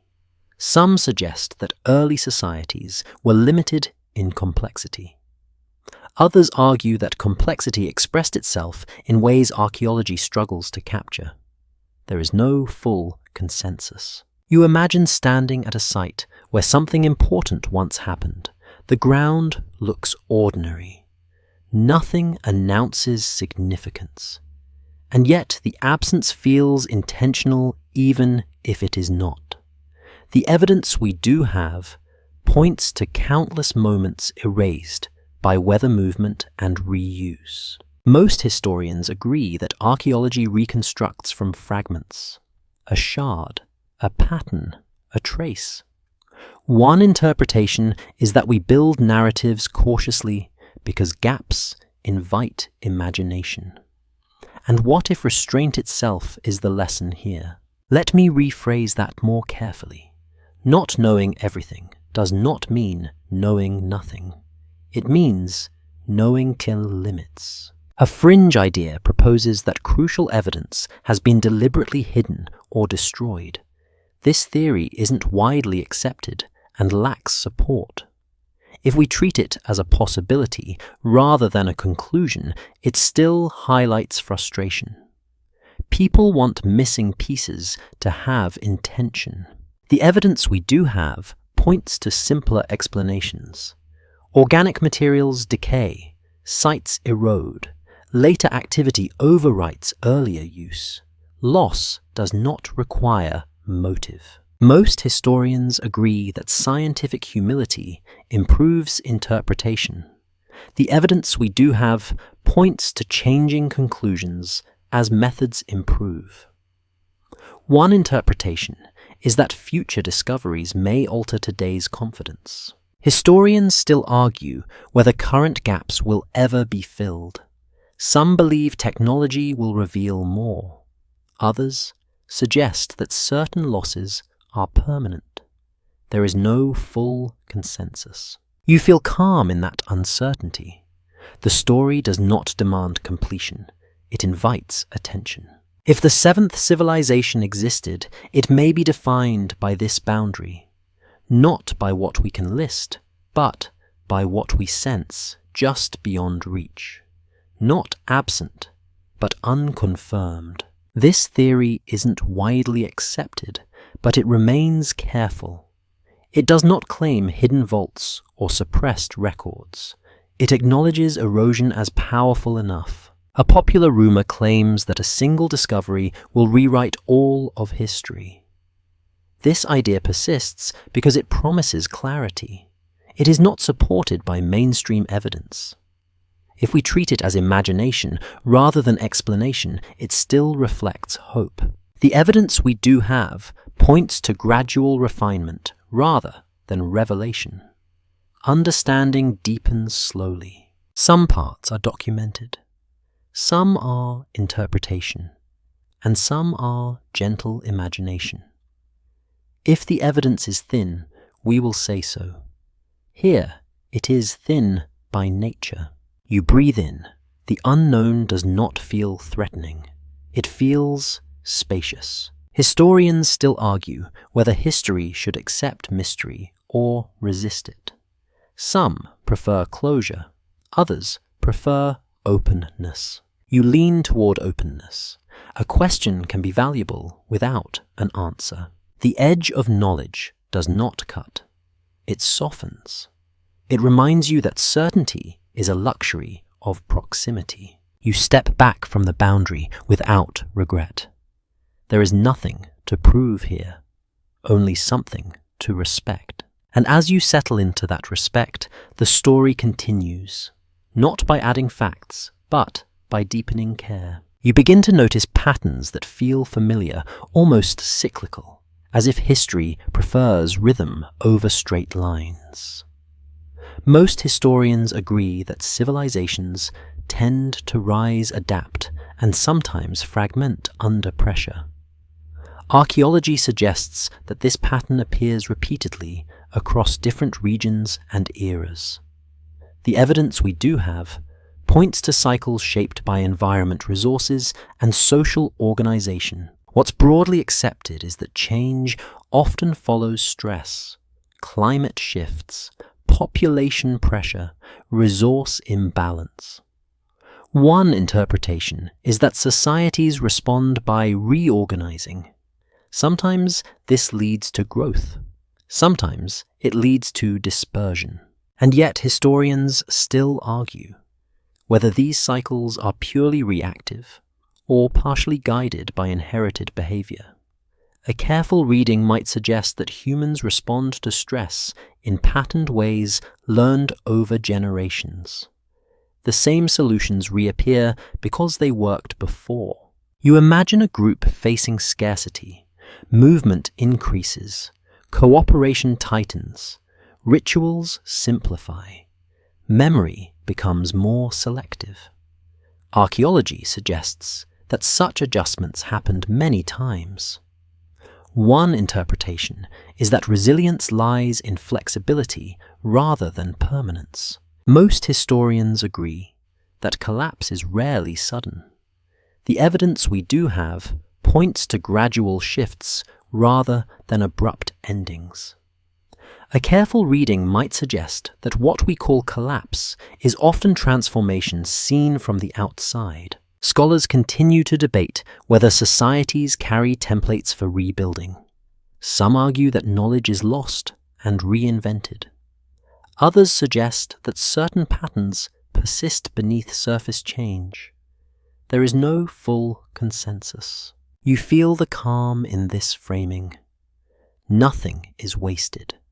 Even fragmentation carries forward something useful. If the seventh civilization existed, it may not have vanished so much as diffused. Its structures loosened. Its habits spread, not as a legacy announced, but as behavior absorbed. This theory isn't widely accepted, but it aligns gently with cyclical thinking. Civilizations do not need to end to influence what follows. They only need to change form. A fringe idea proposes that cycles are intentionally guided by hidden actors or forces. This theory is not widely accepted and lacks credible evidence.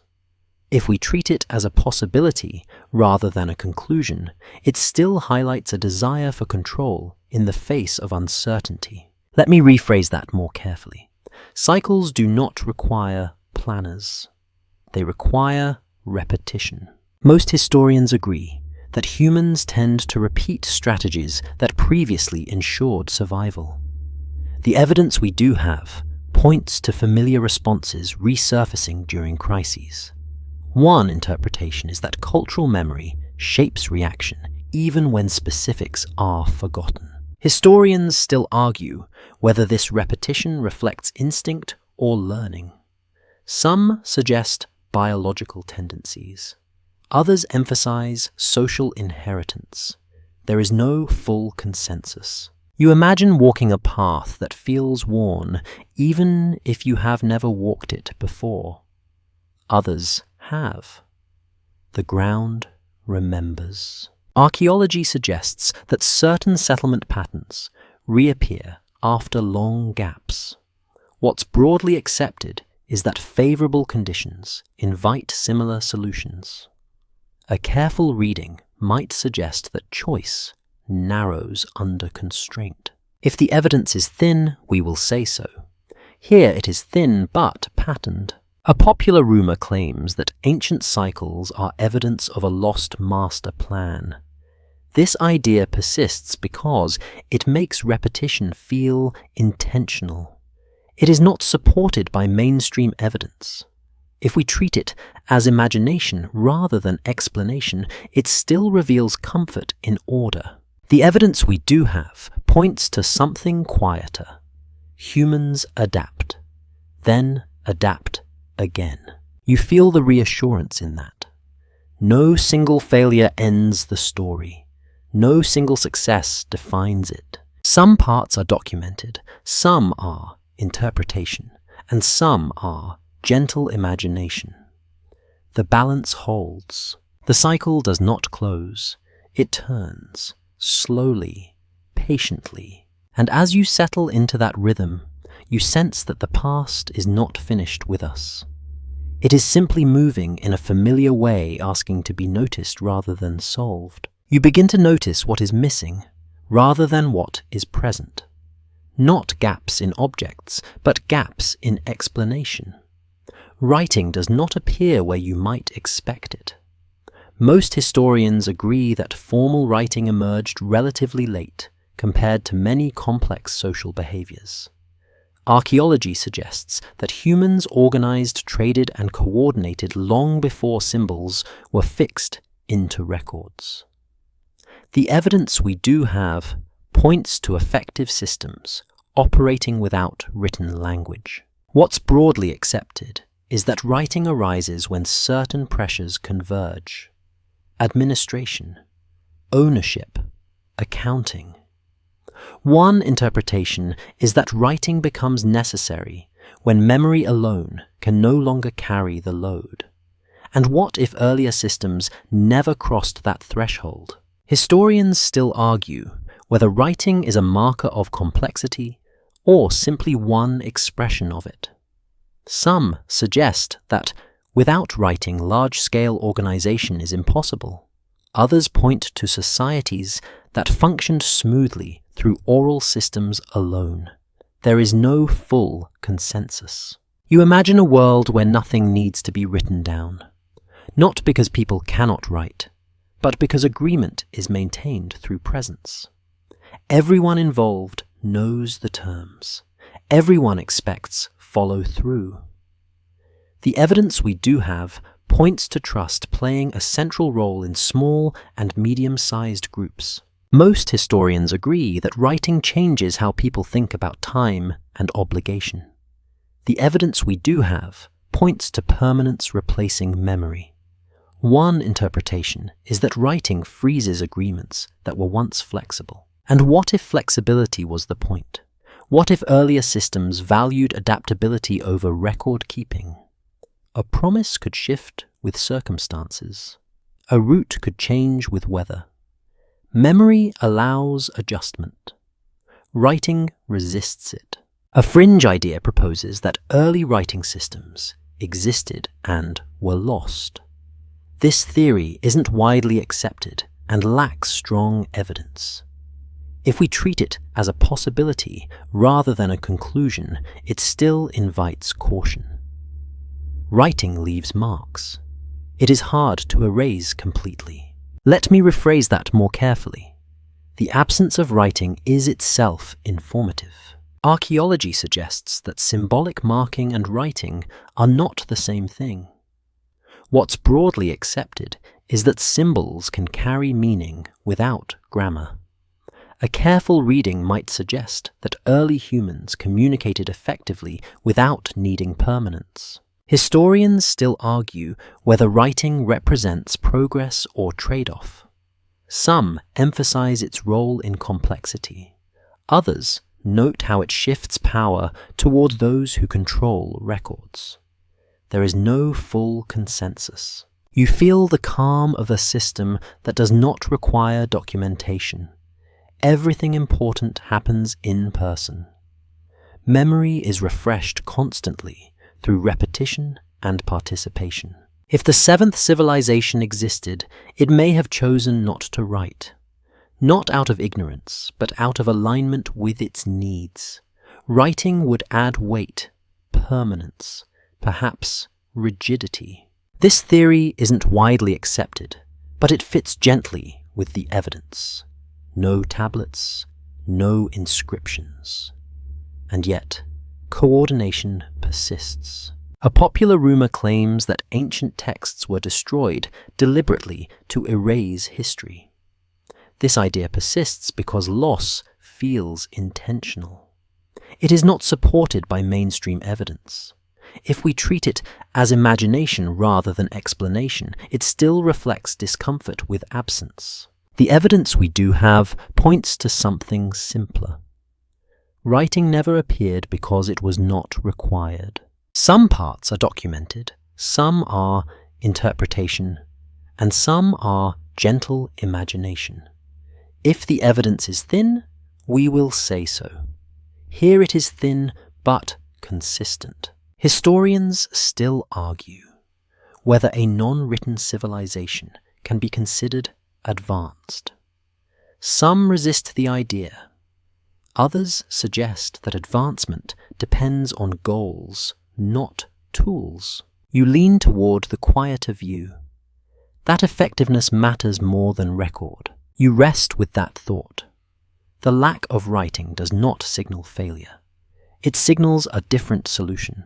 And as you settle into that difference, the story moves forward without leaving a trace, just as it always has. You begin to feel the story slow here, not because it is ending, but because it is choosing its footing carefully.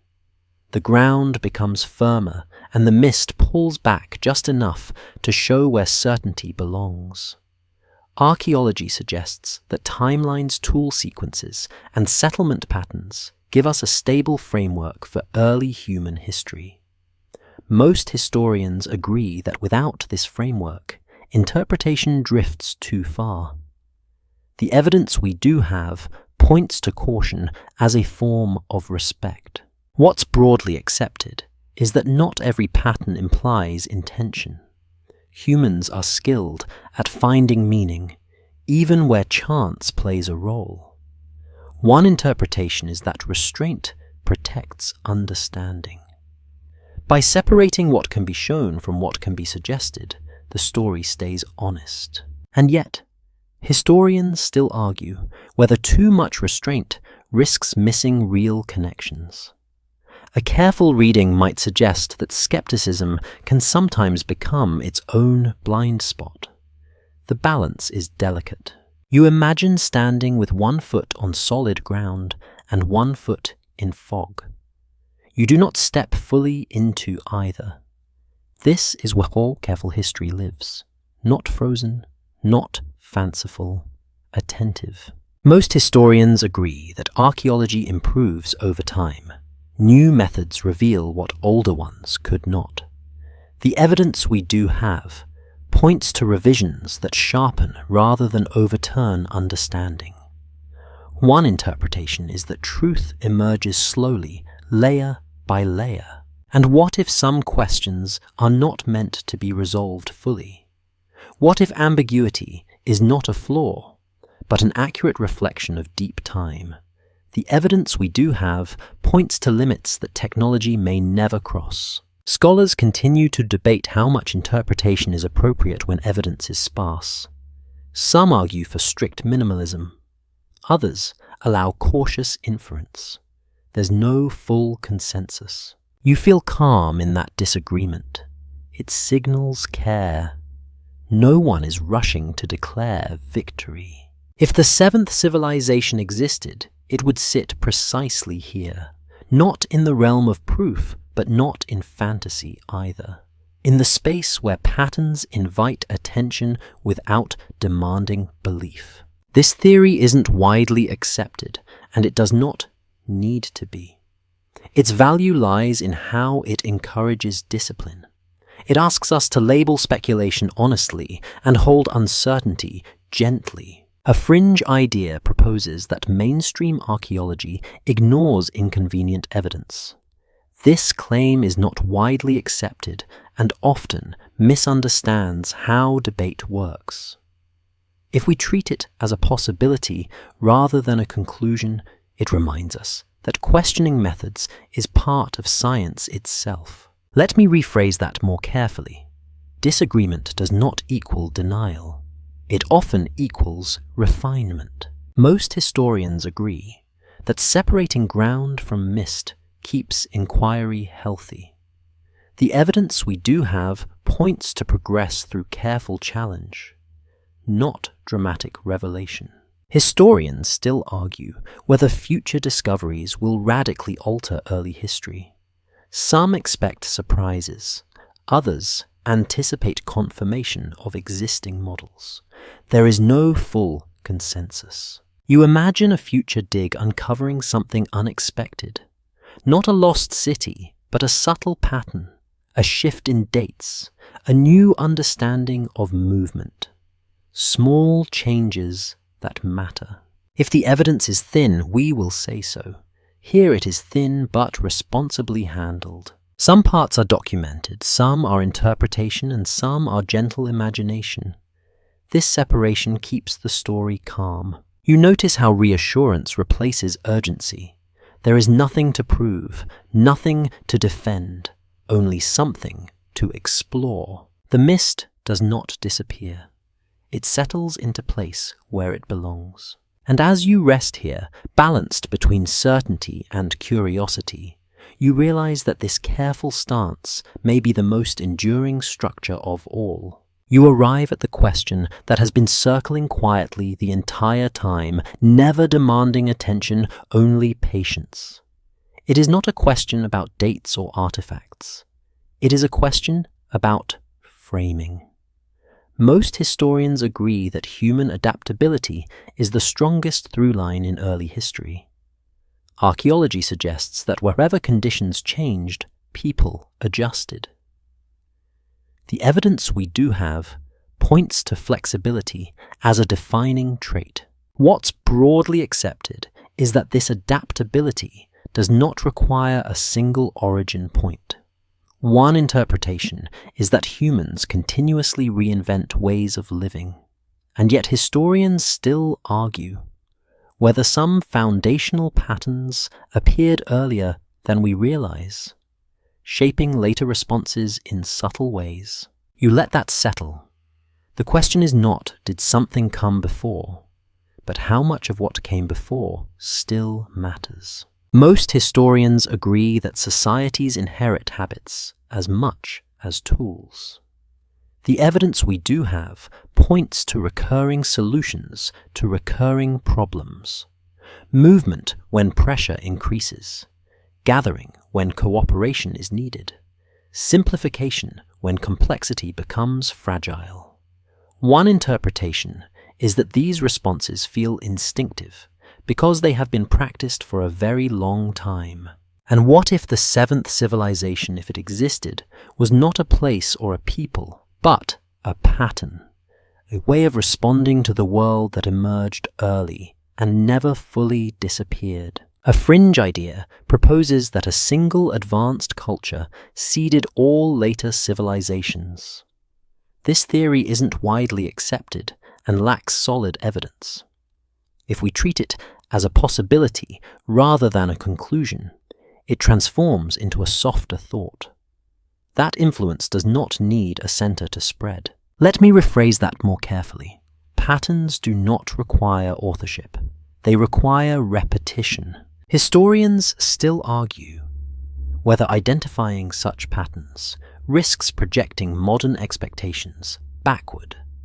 Some caution against reading coherence into randomness.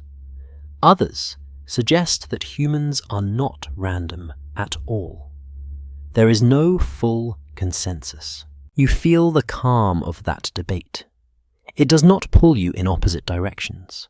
It holds you in place. Most historians agree that the archaeological record reflects behavior more than intention. The evidence we do have points to what people did not, why they believed they did it. One interpretation is that meaning often arrives later, assigned by those who look back. And what if that is happening now? What if we are assigning meaning to the idea of a seventh civilization because we are drawn to continuity, because we want the story to feel whole? A popular rumor claims that the truth about early history is being hidden or ignored. This idea persists because uncertainty can feel uncomfortable. It is not supported by mainstream evidence. If we treat it as imagination rather than explanation, it still reveals a desire for closure. The evidence we do have points to openness rather than concealment. Questions remain because time erases, not because answers are withheld. Some parts are documented, some are interpretation, and some are gentle imagination. If the evidence is thin, we will say so. Here it is thin, but thoughtful. Historians still argue whether the question itself is productive. Some suggest focusing on what can be shown. Others believe that asking careful questions shapes future discovery. You lean toward the second view. Questions keep attention awake without forcing belief. The mystery here is not whether a seventh civilization existed. It is why the idea continues to feel meaningful, why it returns when we consider origins. You sit with that feeling. It does not ask you to believe, it asks you to notice. And as you do, the story begins to soften toward rest. The final movement is not toward an answer, but toward acceptance. There is one more step to take. Not forward into certainty, but inward into calm. You arrive without arriving. Nothing shifts abruptly.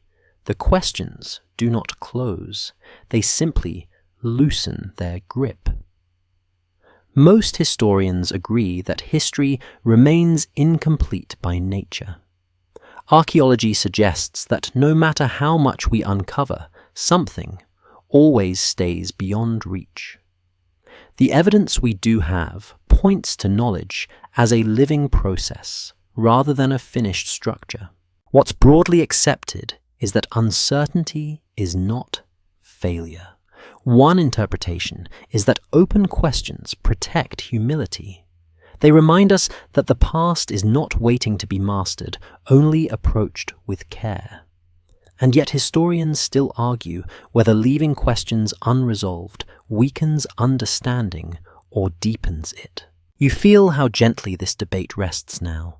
There is no tension left in it, only balance. Most historians agree that every generation rewrites its understanding of the past. The evidence we do have points to shifting interpretations, shaped by new tools, new concerns, and new questions.